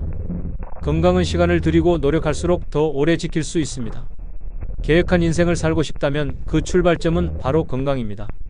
대부분의 사람들은 노후에 큰돈 나갈 일이 없을 거라고 생각합니다. 하지만 현실은 전혀 다릅니다. 병원비부터 시작해서 부모님 장례, 자녀 지원 등 예상 못한 지출이 계속 생깁니다. 갑자기 보일러가 고장 나거나 냉장고를 교체해야 할 수도 있습니다. 이런 지출은 미리 준비하지 않으면 큰 부담이 됩니다. 연금만으로는 이런 상황을 감당하기 어렵습니다. 특히 노후에는 소득이 정해져 있으니 예상치 못한 지출이 더 치명적입니다. 긴급 상황이 한 번이라도 발생하면 몇 달 동안 허덕이게 됩니다. 이런 경험이 반복되면 심리적인 불안도 커지게 됩니다. 그래서 연금 외에 비상금 통장은 꼭 마련해 두는 것이 좋습니다. 하루 만에 쓸 수 있는 현금이 있다는 건 큰 안정감을 줍니다. 불확실한 노후에는 계획보다 유연성이 더 중요할 수 있습니다. 계획대로 되지 않는 상황에 대처할 수 있는 여유가 필요합니다. 큰 돈이 아니더라도 매달 조금씩 모아놓는 습관이 중요합니다. 갑작스러운 수술비, 차량 수리비, 조카 결혼식 같은 일은 누구에게나 일어납니다. 이런 일이 생겼을 때 당황하지 않으려면 준비가 필요합니다. 연금은 고정적인 생활비일 뿐 모든 상황을 해결해 주진 못합니다. 특히 예상하지 못한 지출은 연금보다 더 자주 더 크게 다가옵니다. 경제적인 여유는 금액이 아니라 준비에서 나옵니다. 준비된 사람은 흔들리지 않습니다. 많은 분들이 집 한 채만 있으면 노후는 걱정 없다고 생각합니다. 실제로도 집을 소유하고 있다는 것 자체가 큰 자산이긴 합니다. 하지만 문제는 그 집이 당장 생활에 필요한 현금으로 바뀌지 않는다는 겁니다. 집값이 아무리 올라가도 생활비가 부족하면 매달이 고통스럽습니다. 특히 월세 수입이 없는 집이라면 더 그렇습니다. 집 한 채를 유지하는데도 비용이 듭니다. 관리비, 수도세, 전기세, 가스비 등 매달 나가는 돈이 적지 않습니다. 여름과 겨울에는 냉난방비도 크게 늘어납니다. 노후엔 수입은 줄어드는데 지출은 계속 유지되거나 더 늘어납니다. 그래서 집만 있고 현금이 없는 상태는 현금 흐름 파산 상태가 될 수 있습니다. 매달 쓸 수 있는 돈이 없으면 기본적인 생활이 어려워집니다. 반찬을 살 때도 가격을 계속 고민해야 하고 병원에 가는 것도 망설이게 됩니다. 일부에선 집을 담보로 대출을 받기도 하지만 그것도 부담이 큽니다. 매달 이자를 갚아야 하고 만기 시점에 상환도 해야 하니까요. 주택연금을 생각할 수도 있지만 조건이나 금액이 기대에 못 미치는 경우도 많습니다. 노후엔 큰 자산보다 매달 사용할 수 있는 현금이 더 중요합니다. 집은 자산이지만 밥을 사주진 않습니다. 그래서 집을 활용한 현금 흐름 전략을 꼭 고민해야 합니다. 살아가는데 필요한 건 결국 현금입니다. 지금 가진 집이 내 삶을 지탱해 줄 수 있는 구조인지 점검해 보는 게 필요합니다. 노후에 자식이 부모를 돌보는 건 당연한 일이라고 생각할 수 있습니다. 하지만 지금 세대는 예전과 다릅니다. 자식들도 자기 삶을 살기 바쁘고 경제적으로도 여유롭지 않은 경우가 많습니다. 처음엔 도와주지만 시간이 지나면 부담을 느끼기 시작합니다. 부모 입장에선 미안한 마음이 커지고 자식 입장에선 스트레스가 쌓입니다. 그러다 보면 서로 간의 말이 예민해지고 감정이 상하는 일이 생깁니다. 자식에게 의지하면 의존이 되고 의존은 결국 갈등으로 이어질 수 있습니다. 가장 흔한 갈등은 돈 문제입니다. 부모가 기대는 순간 자식은 책임감을 넘어서 부담감을 느끼게 됩니다. 경제적인 이유로 부모를 모시지 못하는 경우도 많습니다. 이런 상황에서 기대가 커지면 실망도 커집니다. 부모도 자식도 서로에게 감정이 상하게 됩니다. 자식은 부모를 도와드리고 싶지만 여유가 없어서 죄책감을 느낍니다. 부모는 자식이 냉정하다고 느끼고 섭섭함을 갖게 됩니다. 그래서 서로의 관계가 서서히 멀어지게 됩니다. 자식에게 기대는 것보다 나의 삶을 스스로 지킬 수 있는 구조가 필요합니다. 자식과는 도움을 주고받는 관계가 아니라 응원해주는 관계가 되어야 합니다. 내가 독립적으로 살아가는 모습을 보여주는 것이 자식에게도 안심을 줍니다. 기대보다 이해와 존중이 더 오래가는 관계를 만들어줍니다. 자식은 노후의 보험이 아니라 함께 성장해온 또 다른 인생의 동반자입니다. 오랫동안 일해온 사람일수록 은퇴 후 무기력을 크게 느끼게 됩니다. 아침에 출근하지 않아도 되고 누구의 지시도 받지 않아도 되지만 그게 오히려 공허함을 줍니다. 처음에는 자유가 주는 해방감에 기분이 좋을 수도 있습니다. 하지만 며칠만 지나면 이제 나는 뭘 해야 하지? 라는 생각이 떠오릅니다. 하루 종일 해야 할 일이 없다는 건 생각보다 무거운 감정입니다. 은퇴는 단순히 일이 끝난 게 아니라 내 역할이 사라진 순간이기도 합니다. 집에서 시간을 보내더라도 보람을 느끼기 어렵고 그냥 흘러가는 시간처럼 느껴집니다. 무기력은 점점 피로감, 의욕 저하, 우울감으로 이어질 수 있습니다. 사람과의 대화가 줄어들면 이런 감정은 더 깊어집니다. 무기력한 삶이 반복되면 나중엔 자신을 돌보는 의지도 줄어듭니다. 그래서 은퇴 후에는 반드시 나만의 일과를 다시 짜야 합니다. 아주 사소한 일이라도 매일 할 수 있는 루틴이 필요합니다. 예를 들어 아침마다 산책을 하거나 신문을 소리내어 읽는 것도 좋습니다. 취미 활동을 정기적으로 하거나 동네 봉사활동에 참여하는 것도 좋은 방법입니다. 중요한 건 내가 아직 세상과 연결되어 있다는 느낌입니다. 할 일이 있다는 것만으로도 삶의 에너지가 생깁니다. 은퇴는 끝이 아니라 또 다른 시작이 될 수 있어야 합니다. 시간을 보내는 게 아니라 삶을 살아가는 방식으로 바꾸는 것이 필요합니다. 무기력을 방치하면 마음과 몸 모두 병들게 됩니다. 지금부터라도 하루의 목적을 만들어 보는 것이 중요합니다. 직장에서의 역할은 단순한 업무 그 이상입니다. 사람들은 내가 맡은 일을 통해 사회와 연결되어 있다고 느낍니다. 하지만 은퇴와 동시에 그 역할이 사라지면 정체성에도 혼란이 옵니다. 나는 누구인가라는 질문이 처음으로 크게 다가옵니다. 직함도 소속도 없어진 삶은 처음엔 익숙하지 않습니다. 주변에서 불러주는 명칭도 달라지고 존중받는 느낌이 줄어듭니다. 그동안의 경험이나 경력을 이야기할 기회도 줄어들게 됩니다. 이런 변화는 자존감에 큰 영향을 미칩니다. 예전에는 필요한 사람, 중요한 사람이었는데 지금은 아닌 것 같은 느낌이 듭니다. 그러다 보면 자신을 작게 느끼고 세상과 멀어진다고 느끼게 됩니다. 정체성을 잃은 사람은 목표도 동기도 함께 잃게 됩니다. 그래서 퇴직 후에는 새로운 역할을 만들어야 합니다. 꼭 돈을 버는 일이 아니어도 괜찮습니다. 손주를 돌보는 할머니, 작은 텃밭을 가꾸는 농부도 중요한 역할입니다. 동네 모임에서 이야기 나누는 것, 친구에게 위로가 되어주는 것도 역할입니다. 어떤 형태로든 내가 누군가에게 필요한 사람이라는 걸 느끼는 게 중요합니다. 작은 역할 하나가 삶의 의미를 다시 찾아줍니다. 사회가 주는 역할이 사라졌다면 이제는 내가 나에게 주는 역할이 필요합니다. 나는 여전히 의미 있는 사람이고 가치 있는 삶을 살고 있다는 걸 잊지 말아야 합니다. 내 역할은 직함이 아니라 행동으로 다시 만들어가는 것입니다. 많은 사람들이 평생 일과 가족을 중심으로 살아옵니다. 그래서 일과 가족이 중심에서 사라지면 정체성에 큰 혼란이 생깁니다. 내가 어떤 사람인지 뭘 좋아하는지조차 모르게 됩니다. 특히 60대 이후엔 이런 혼란이 더 강하게 나타날 수 있습니다. 자녀는 독립하고 일에서는 손을 뗐을 때 남는 건 나 자신뿐입니다. 그런데 막상 나 자신을 들여다보면 너무 낯설게 느껴집니다. 그동안 나는 누구의 엄마, 누구의 가장, 회사의 누구였지 나 자신은 아니었기 때문입니다. 그래서 노후에는 새로운 자아 정립이 필요합니다. 좋아하는 것, 잘하는 것, 하고 싶은 것을 다시 찾아보는 과정이 필요합니다. 그림을 그려보고 책을 읽고 악기를 배워보는 것도 그런 시도의 일부가 될 수 있습니다. 처음엔 어색하더라도 시간이 지나면 내가 어떤 사람인지 조금씩 보이게 됩니다. 자신을 이해하고 받아들이는 과정은 늦게 시작해도 괜찮습니다. 오히려 지금이 가장 좋은 타이밍일 수 있습니다. 이제는 남이 만든 기준이 아니라 내가 원하는 삶을 살 수 있는 시기니까요. 자아에 대한 질문은 혼란스럽지만 동시에 성장의 기회이기도 합니다. 나는 어떤 삶을 살고 싶은지, 어떤 사람으로 남고 싶은지를 스스로에게 물어보세요. 답은 하루아침에 나오지 않지만 생각하는 과정이 이미 변화입니다. 삶의 후반전은 스스로를 다시 만나는 시간입니다. 나는 여전히 새롭게 시작할 수 있는 존재입니다. 나는 누구인가라는 질문이 혼란이 아닌 방향이 될 수 있습니다. 수십 년을 함께한 배우자가 세상을 떠나면 삶 전체가 바뀝니다. 그 사람과 나눈 대화, 습관, 식사, 웃음이 모두 사라지는 거죠. 아침에 눈을 떴을 때 옆자리가 비어 있다는 사실이 가장 먼저 느껴집니다.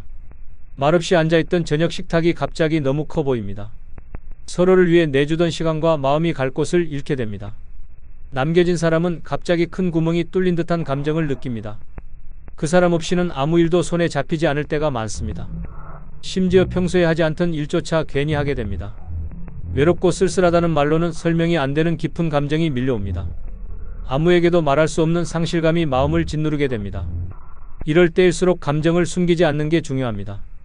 억지로 밝은 척하기보다 슬플 땐 충분히 슬퍼하는 게 치유의 시작입니다. 감정을 억누르다 보면 우울감이 더 깊어질 수 있습니다. 때로는 눈물 흘릴 수 있는 시간이 더 필요한 법입니다. 가족이나 지인과 마음을 나누는 것도 큰 도움이 됩니다. 그 사람의 사진을 보며 추억을 꺼내보는 것도 위로가 될 수 있습니다. 상실의 아픔은 없앨 수 없지만 조금씩 익숙해질 수는 있습니다. 함께한 시간만큼 그리움도 깊지만 동시에 감사한 기억도 함께 남습니다. 혼자가 된 삶을 살아내야 한다는 건 슬프지만 그 사람을 기억하며 사는 것이기도 합니다. 빈자리는 공백이 아니라 내가 품고 가는 따뜻한 추억의 자리입니다. 감정적인 외로움만큼 현실적인 문제도 갑자기 커지게 됩니다. 두 사람이 함께하던 일들을 혼자서 다 감당해야 하기 때문입니다. 생활비 관리, 병원 예약, 청소, 장보기 같은 일이 모두 나 혼자 몫이 됩니다. 특히 배우자가 집안일이나 금융관리를 맡았던 경우 혼란이 더 큽니다. 어떤 서류가 어디 있는지도 몰라서 당황하는 일이 많아집니다. 갑자기 고장난 가전제품 하나도 누구에게 부탁해야 할지 몰라서 고민하게 됩니다. 자녀가 있다 하더라도 항상 곁에 있어주지는 못합니다. 결국 혼자서 결정을 내려야 하는 상황이 자주 생기게 됩니다. 정신적으로 충격을 받은 상태에서 여러 문제를 처리하는 건 쉽지 않습니다. 이런 현실이 반복되면 무력감이 커지고 삶의 의욕도 줄어듭니다. 그래서 배우자가 있을 때부터 서로의 일을 나눠서 알고 있어야 합니다. 중요한 정보는 함께 공유하고 정리해두는 습관이 필요합니다. 유언이나 재산 분배 같은 민감한 이야기도 조심스럽게 나눠보는 게 좋습니다. 배우자가 갑자기 떠났을 때를 가정해보는 것도 나쁜 일이 아닙니다. 실제로 미리 대비한 사람과 그렇지 않은 사람의 차이는 아주 큽니다. 적절한 준비는 슬픔 속에서도 삶을 유지할 수 있게 도와줍니다. 모든 걸 완벽하게 하지 않더라도 최소한의 정보만 알고 있어도 큰 도움이 됩니다. 나중에 혼자가 되었을 때 덜 당황하고 덜 힘들 수 있도록 하는 준비입니다. 배우자의 부재는 감정뿐 아니라 현실적인 삶의 문제이기도 합니다. 슬픔은 피할 수 없지만 혼란은 줄일 수 있습니다. 누군가를 잃는 슬픔은 마음을 깊이 흔들어 놓습니다. 특히 수십 년을 함께한 사람이라면 그 충격은 상상 이상입니다. 어떤 사람은 슬픔에서 빠르게 벗어나기도 하지만 그렇지 않은 경우가 더 많습니다. 시간이 지나도 여전히 허전하고 삶의 의미가 없어진 것처럼 느껴집니다. 밥을 먹는 것도 잠을 자는 것도 의미가 없게 느껴지는 순간들이 있습니다. 그런 상태가 오래되면 심리적으로도 위험한 상황이 됩니다. 우울증이나 무기력증으로 이어질 수 있고 심하면 건강까지 악화될 수 있습니다. 특히 대화 상대가 없는 혼자 사는 노인의 경우 위험은 더 큽니다. 주변 사람들이 슬픔을 쉽게 넘기지 말고 계속 관심을 가져주는 게 중요합니다. 상담센터나 지역 복지관을 통해 정서적 지원을 받는 것도 좋은 방법입니다. 혼자 견디는 것보다 누군가와 감정을 나누는 것이 훨씬 회복에 도움이 됩니다. 처음엔 억지로라도 나가서 사람들과 만나보는 게 필요합니다. 이야기를 나누고 감정을 말로 표현하는 것만으로도 큰 위안이 됩니다. 슬픔은 사라지지 않지만 나눌수록 가벼워질 수 있습니다. 시간이 지나면서 다시 웃을 수 있는 날이 올 수 있다는 희망을 가져야 합니다. 그 사람이 바라던 내 모습은 아마도 무너지는 모습이 아니라 살아가는 모습일 겁니다. 고인을 위한 가장 큰 예의는 남은 사람이 잘 살아가는 것입니다. 기억은 가슴에 담고 삶은 계속 이어나가야 합니다. 천천히 걸어가더라도 멈추지 않는 것이 중요합니다. 다시 웃는 그날까지 나를 지켜내는 것이 가장 큰 용기입니다. 죽음은 누구에게나 언젠가 찾아오는 일입니다. 그런데 많은 사람들이 준비 없이 그날을 맞이합니다. 유언장이 없고 재산 정리가 안 되어 있으면 남은 가족들이 큰 혼란에 빠집니다. 상속 문제가 꼬이게 되면 형제 간에도 갈등이 생기기 쉽습니다. 실제로 장례 직후부터 재산 문제로 얼굴을 붉히는 경우가 많습니다. 그 과정에서 평생의 가족관계가 틀어지기도 합니다. 당사자는 세상을 떠났지만 남은 사람들은 끝없는 분쟁 속에 살아가야 합니다. 이런 상황은 충분히 미리 막을 수 있습니다. 유언장을 작성해두고 중요한 서류나 자산 목록을 정리해두는 것만으로도 도움이 됩니다. 공증을 받아두면 법적으로도 더 확실하게 보호받을 수 있습니다. 상속 재산이 많지 않더라도 정리는 필요합니다. 빚이나 세금 문제도 누군가는 책임져야 하기 때문입니다. 본인의 의사를 가족에게 미리 이야기하는 것도 중요합니다. 장례 방식이나 묘지에 대한 의견도 남겨두면 자녀들이 갈등하지 않습니다. 갑작스러운 죽음 앞에 남겨진 가족은 판단을 내리기 어렵습니다. 그래서 살아있을 때 미리 정리하는 것이 배려입니다. 자녀가 혼란에 빠지지 않게 돕는 마지막 사랑이 될 수 있습니다. 죽음은 준비하지 않아도 오는 일이지만 준비하면 남겨진 이들이 훨씬 편해집니다.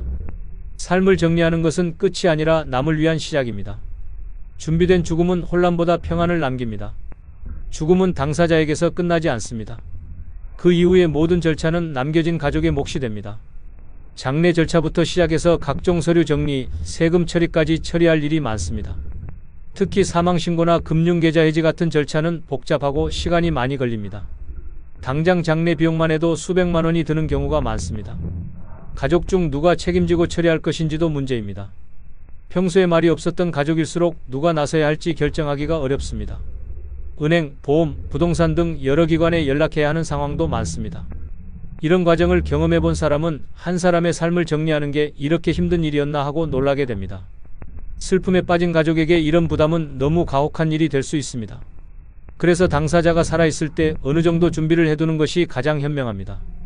장례 방식, 소지품 정리, 금융계좌 현황 등은 간단한 메모라도 도움이 됩니다. 중요한 연락처를 적어두는 것만으로도 자녀는 큰 도움을 받습니다. 보험이나 연금 수령 방법도 정리해두면 처리 속도가 훨씬 빨라집니다. 아무것도 남기지 않으면 가족들은 갈피를 잡기 어렵습니다. 특히 외동자녀나 멀리 사는 자녀에게 모든 부담이 몰릴 수도 있습니다. 살아있을 때 나 없을 때를 위한 메모 하나가 가족을 살릴 수 있습니다. 이는 사랑하는 사람에게 남기는 마지막 배려입니다. 삶을 마무리하는 일까지 스스로 책임지는 모습은 존경받을 일입니다. 남은 가족에게 짐이 아니라 힘이 되어주는 삶의 마무리를 생각해봐야 합니다. 많은 사람들이 죽음은 운명이라고 생각하고 준비하지 않습니다. 하지만 죽음도 삶의 일부이기 때문에 준비가 필요합니다. 어떻게 떠날 것인지, 무엇을 남길 것인지 생각해보는 시간은 소중합니다. 준비된 죽음은 삶을 더 의미 있게 만들어줍니다. 내 삶의 끝을 어떻게 맞이할지를 스스로 정할 수 있다면 훨씬 평온해집니다. 예를 들어 연명치료를 받을지 말지에 대한 의사결정도 필요합니다. 요양시설에 들어갈 계획이 있다면 미리 알아보고 신청해두는 것이 좋습니다. 죽음을 준비한다고 해서 우울하거나 어두운 일은 아닙니다. 오히려 내 삶을 돌아보고 정리하는 기회가 될 수 있습니다. 죽음이라는 주제를 멀리할수록 나중엔 더 큰 혼란이 찾아옵니다. 가까운 사람들과도 이런 이야기를 자연스럽게 나눌 수 있어야 합니다. 자녀에게도 내 바람을 솔직하게 전해보는 것이 좋습니다. 죽음에 대한 준비는 삶을 더 건강하고 가치 있게 살아가게 합니다. 재산 정리뿐 아니라 내가 소중하게 여긴 가치나 생각도 남겨줄 수 있습니다. 영상이나 편지로 내 이야기를 남겨두는 것도 하나의 방법입니다. 죽음을 맞이할 준비가 되어 있다는 건 삶에 대한 자신감이기도 합니다. 정리되지 않은 삶은 떠난 뒤에도 걱정을 남기지만 준비된 삶은 평안을 남깁니다. 지금부터라도 차근차근 준비한다면 전혀 늦지 않았습니다. 죽음을 준비한다는 건 결국 더 잘 살기 위한 준비입니다. 마지막까지 나답게 살아가기 위한 가장 멋진 선택이 될 수 있습니다. 오늘 영상에서는 연금도, 집도, 자식도 전부 갖췄는데도 불구하고 60대 이후에 마주하게 되는 6가지 현실을 함께 살펴봤습니다. 인간관계가 끊기고 건강이 무너지며 경제적으로도 예상하지 못한 문제들이 생긴다는 것. 또 내 정체성이 흔들리고 사랑하는 사람을 떠나보내는 외로움도 겪게 된다는 것. 마지막으로 죽음을 제대로 준비하지 않으면 남은 가족들에게 혼란만 남길 수 있다는 것까지요. 들어보시니 어떠셨나요? 혹시 지금 이 중에서 나도 이미 겪고 있다고 느끼신 분도 계실 겁니다. 아직 겪지 않으셨다면 다행이고 지금 이 영상을 통해 미리 준비할 수 있다면 더할 나위 없이 좋습니다. 가장 중요한 건 지금부터라도 조금씩 대비하는 겁니다.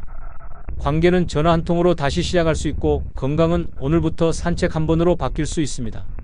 경제적인 준비는 숫자가 아니라 마음가짐에서 시작됩니다. 정체성은 나를 알아가는 작은 시도들로 회복할 수 있고요. 배우자와의 시간을 더 소중히 여기고 떠나보낸 후엔 그 사람을 기억하는 법도 배워야 합니다. 그리고 언젠가는 마주할 마지막 순간까지 준비된 자세로 삶을 마무리할 수 있어야 하겠죠. 인생의 후반전 절대 외롭게 또는 후회 속에서 보내지 않으셨으면 좋겠습니다. 오늘 영상이 조금이라도 도움이 되셨다면 좋아요와 구독 버튼 눌러주시고요. 혹시 공감되셨던 부분이 있다면 아래 댓글로 나눠주시면 좋겠습니다. 나는 이 중에서 이 부분이 제일 와닿았다. 지금 이렇게 준비하고 있다 하는 이야기들 함께 나누고 싶습니다. 이미 잘 실천하고 계신 분들의 지혜도 댓글로 들려주시면 많은 분들께 큰 도움이 될 거예요. 이 영상이 누군가에게는 큰 전환점이 될 수도 있습니다.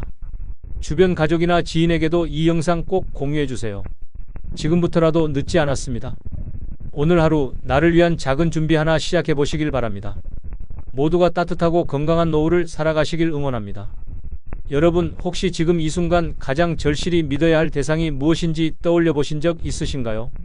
인생이 길어지다 보면 사람보다 더 확실하게 나를 지켜주는 것이 무엇인지 알게 됩니다. 늙어갈수록 흔들리지 않는 버팀목은 바로 나 자신이라는 사실을 많은 분들이 깨닫습니다. 오늘은 사람보다 스스로를 더 믿고 의지할 수 있는 6가지를 함께 이야기해 보려 합니다. 평소 친구나 가족, 건강, 재산, 여러 생각이 머릿속을 맴돌았을 텐데요. 그런 것들이 전부가 아닐 수도 있다는 말씀을 드리고 싶습니다. 이 6가지를 알면 외로움도 두렵지 않고 어떤 상황에서도 흔들리지 않을 수 있습니다. 그리고 영상이 도움이 되셨다면 자연스럽게 좋아요 버튼 한번 눌러주시고 구독도 미리 챙겨주시면 감사하겠습니다. 이것이 큰 지지와 격려가 되어 또 힘이 되는 콘텐츠로 이어질 수 있습니다. 지금부터 차분히 이야기를 나눠볼 테니 편안한 마음으로 함께 들어주시면 좋겠습니다.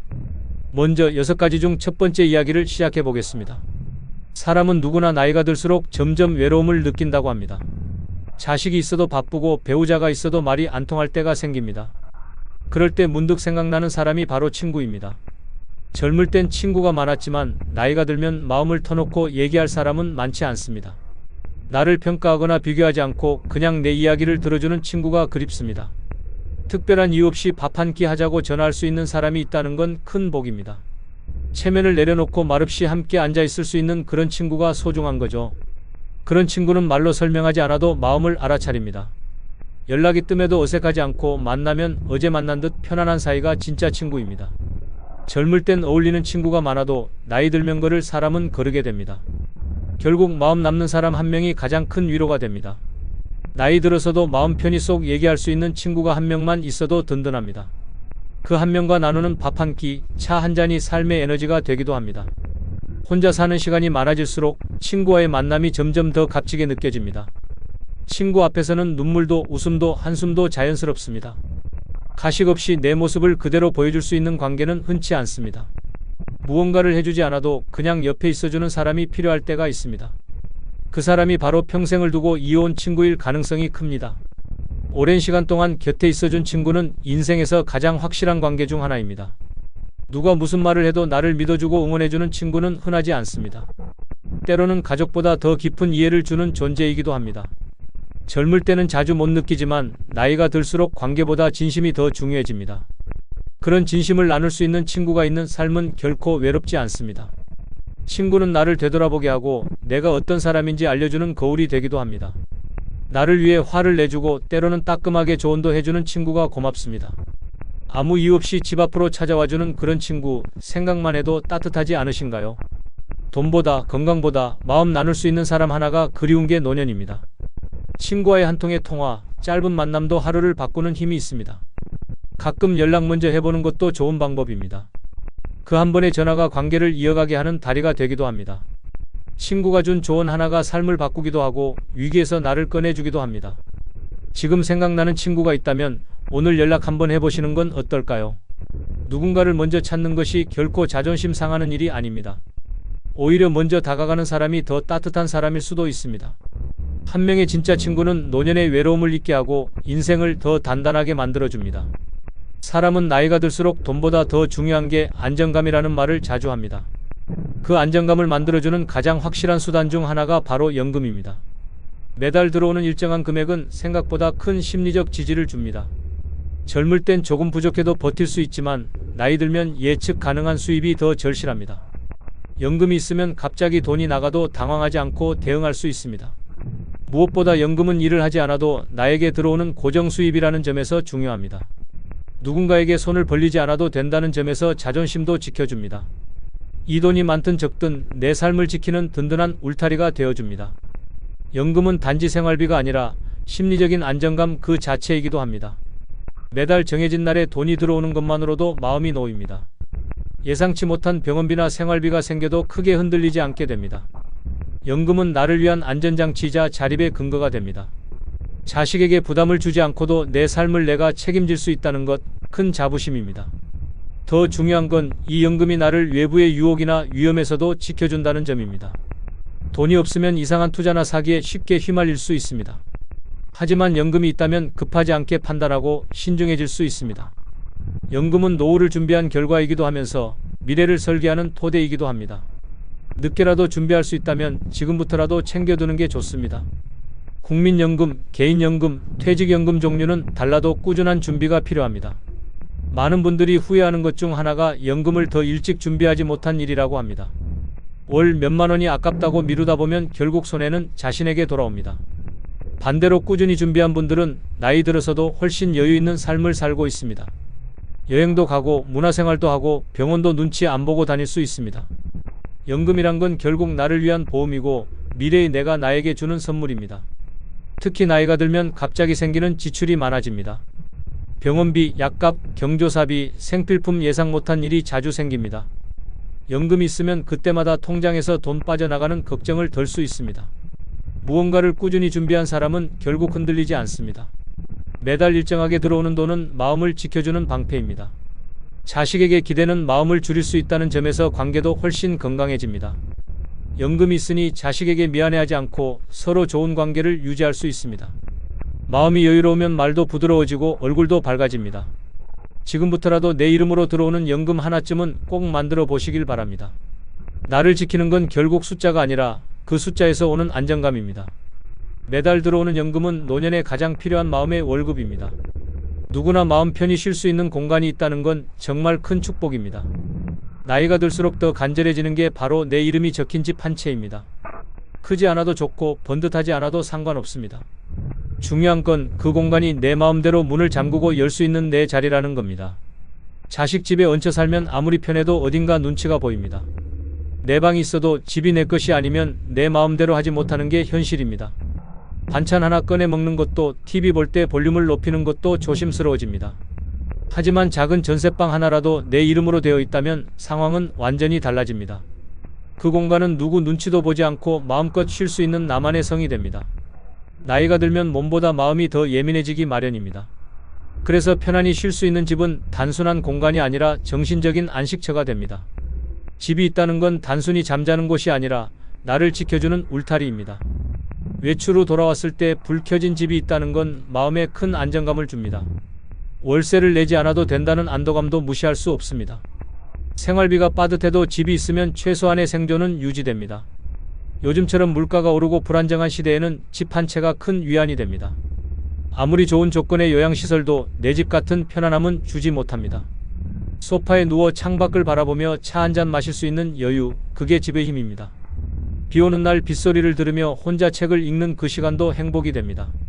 집이 없으면 삶 전체가 불안정하게 느껴지는 것도 사실입니다. 내 집이 있다는 사실 하나만으로도 삶의 중심이 잡힙니다. 주택이든 아파트든 원룸이든 이름이 내 이름으로 되어 있다는 게 핵심입니다. 자식 명의로 되어 있으면 마음 놓고 쓰지 못하는 게 현실입니다. 내 재산을 내 뜻대로 쓸 수 있어야 진짜 자립이라고 할 수 있습니다. 혹시 지금 무리해서 큰 집에 살고 계시다면 작아도 내 이름으로 된 집을 고민해보는 것도 방법입니다. 작으면 관리도 편하고 세금도 덜 나가고 생활비도 줄일 수 있습니다. 공간이 줄면 물건도 줄고 마음도 훨씬 가벼워집니다. 더 이상 보여주기 위한 집이 아니라 진짜 쉴 수 있는 집이 필요합니다. 그 집에서 내가 원하는 대로 살아가는 게 진정한 자유입니다. 집이 없으면 어디에도 내 마음 둘 곳이 없습니다. 내 이름으로 된 작은 집 하나가 외로움을 줄여주고 자존감을 높여줍니다. 몸이 아프거나 긴급 상황이 생겼을 때도 내 집이 있다는 건 큰 힘이 됩니다. 자식에게 미안해하지 않고 누군가에게 민폐가 되지 않는 삶이 가능합니다. 늦었더라도 지금부터라도 내 이름을 다시 적어보는 노력이 필요합니다. 내 이름의 작은 집은 결국 노년의 삶을 지켜주는 가장 현실적인 무기입니다. 나이가 들수록 돈 관리가 더 중요해지는 건 모두가 공감하는 부분입니다. 그런데 정작 돈을 다루는 방법을 제대로 배운 적이 없는 분들이 많습니다. 그래서 사기를 당하거나 손해를 보거나 엉뚱한 데 돈을 쓰게 되곤 합니다. 대부분은 모르기 때문에 당하고 몰라서 잃습니다. 특히 노년에는 금융사기의 표적이 되기 쉬워 더욱 주의가 필요합니다. 새로운 제안이나 투자 이야기를 들으면 무조건 조심해야 합니다. 그럴 때 나를 지켜주는 것이 바로 기본적인 금융 지식입니다. 아주 간단한 것만 알아도 피해를 막을 수 있습니다. 예를 들어 통장 비밀번호를 타인에게 절대 알려주지 않는 건 기본 중의 기본입니다. 요즘은 보이스피싱도 점점 더 교묘해지고 있습니다. 아는 번호로 전화가 와도 이상한 내용이면 바로 끊는 게 맞습니다. 금융상품을 권유하는 전화는 대부분 거절하는 게 안전합니다. 좋은 조건이라고 해도 무조건 서명하거나 계좌를 넘기면 안 됩니다. 문자로 온 링크를 함부로 누르지 않는 것도 중요한 습관입니다. 요즘은 스마트폰 하나로 모든 금융거래가 되기 때문에 보안이 더욱 중요합니다. 생년월일, 주민등록번호, 주소 같은 개인정보는 꼭 지켜야 합니다. 혹시나 나도 모르게 유출된 경우가 있다면 금융기관에 바로 알려야 합니다. 통장 잔고나 카드 내역은 주기적으로 확인하는 것이 좋습니다. 낯선 거래가 있으면 바로 신고하고 정지시키는 게 피해를 줄이는 방법입니다. 금융상품은 반드시 공인된 기관을 통해 가입해야 안전합니다. 아는 사람이나 지인이 권유하는 경우라도 무조건 한 번 더 확인하는 습관이 필요합니다. 자식이든 친척이든 돈을 빌려달라고 할 땐 계약서를 써두는 게 좋습니다. 정이 먼저라는 생각으로 그냥 넘기다 보면 나중에 관계도 깨지고 돈도 잃게 됩니다. 현금을 많이 들고 다니는 것도 위험하니 꼭 필요할 때만 챙기시는 게 좋습니다.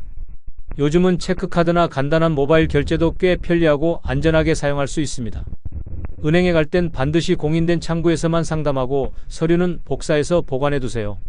인터넷 뱅킹도 사용법을 익히면 훨씬 편리하고 스스로 관리하기 쉬워집니다. 무조건 어렵다고 피하지 말고 조금씩 배워두는 게 결국 나를 지키는 길입니다. 주변에서 도움을 요청할 때는 반드시 내용을 확인하고 결정하셔야 합니다. 금융상품에 가입할 때는 설명서를 꼼꼼히 읽고 이해되지 않으면 물어보셔야 합니다. 부끄러워하지 말고 모르면 물어보는 사람이 가장 똑똑한 사람입니다. 은행 직원에게 여러 번 물어보더라도 내 돈을 지키는 일인데 주저할 필요 없습니다. 기초적인 금융 지식만 있으면 불안한 마음도 많이 줄어듭니다. 돈은 벌기도 어렵지만 지키는 건 더 어렵기 때문에 제대로 아는 것이 중요합니다. 금융 지식은 나를 속이지 않게 만들고 평생 나를 지켜주는 힘이 되어줍니다. 나이가 들수록 가장 절실하게 느껴지는 건 건강이라는 말 누구나 공감하실 겁니다. 하지만 그 건강 중에서도 가장 먼저 무너지는 건 바로 움직임입니다. 두 다리로 걷고 두 손으로 밥을 먹고 스스로 일어나는 그 능력이 생각보다 중요합니다. 조금만 넘어져도 큰일로 이어지고 누워있는 시간이 길어지면 회복이 점점 더 어려워집니다. 한번 누우면 다시 일어나기까지 몇 배의 시간이 걸리는 게 현실입니다. 그래서 노년의 가장 중요한 건강 지표는 혼자 일어날 수 있는가입니다. 걷는 힘이 약해지면 외출도 줄고 활동도 줄고 결국 사람도 멀어지게 됩니다. 다리가 아프거나 힘이 없으면 병원 가는 것도 귀찮아지고 결국 병을 키우게 됩니다. 손에 힘이 없으면 일상생활 자체가 어려워지고 자존감도 낮아지게 됩니다. 작고 가벼운 물건 하나 들기 힘들어질 때 몸뿐 아니라 마음도 지칩니다. 움직임은 단순히 근육이 아니라 생활의 독립성과 연결되어 있습니다. 누군가의 도움 없이 생활할 수 있어야 삶이 자유롭습니다. 몸을 움직일 수 있다는 건 내 삶을 내가 컨트롤할 수 있다는 뜻입니다. 계단을 오르거나 시장을 다녀오는 일도 큰 자신감으로 이어집니다. 그래서 가볍게라도 매일 움직이는 습관이 정말 중요합니다. 거창한 운동이 아니더라도 집안에서 천천히 걷는 것부터 시작해도 좋습니다. 의자에서 천천히 앉았다 일어서는 것만 반복해도 큰 도움이 됩니다. 팔을 천천히 들어 올리고 다리를 뻗어주는 동작도 효과적입니다. 처음엔 힘들어도 꾸준히 하면 조금씩 좋아지는 게 느껴집니다. 움직이는 게 귀찮아질수록 몸은 더 빠르게 굳어갑니다. 나중에 하지라는 생각이 누워있는 시간을 앞당기는 습관이 됩니다. 움직일 수 있을 때 최대한 움직여야 그 상태를 오래 유지할 수 있습니다. 하루에 30분이라도 몸을 풀고 움직이면 건강이 달라집니다. 특히 허벅지와 엉덩이 근육은 나이 들어서도 꼭 유지해야 할 핵심입니다. 하체 근육이 약해지면 넘어지기 쉽고 회복이 오래 걸립니다. 넘어지는 사고 하나로 삶이 완전히 바뀌는 경우도 많습니다. 움직일 수 있을 때 미리미리 준비해두는 것이 최고의 보험입니다. 체중이 조금 늘어도 몸을 자주 움직이면 체력이 유지됩니다. 움직이지 않으면 순환도 나빠지고 기분도 가라앉게 됩니다. 몸이 무거워지면 마음도 따라 무거워지고 활력이 사라집니다. 가벼운 스트레칭부터 산책, 계단 오르기까지 실천 가능한 걸 찾아보세요. 내 몸을 내가 돌본다는 건 단순한 운동이 아니라 자립의 첫걸음입니다. 병원보다 운동이 먼저라는 말은 틀린 말이 아닙니다. 오늘 할 수 있는 작은 움직임이 내일의 건강을 지켜줄 수 있습니다.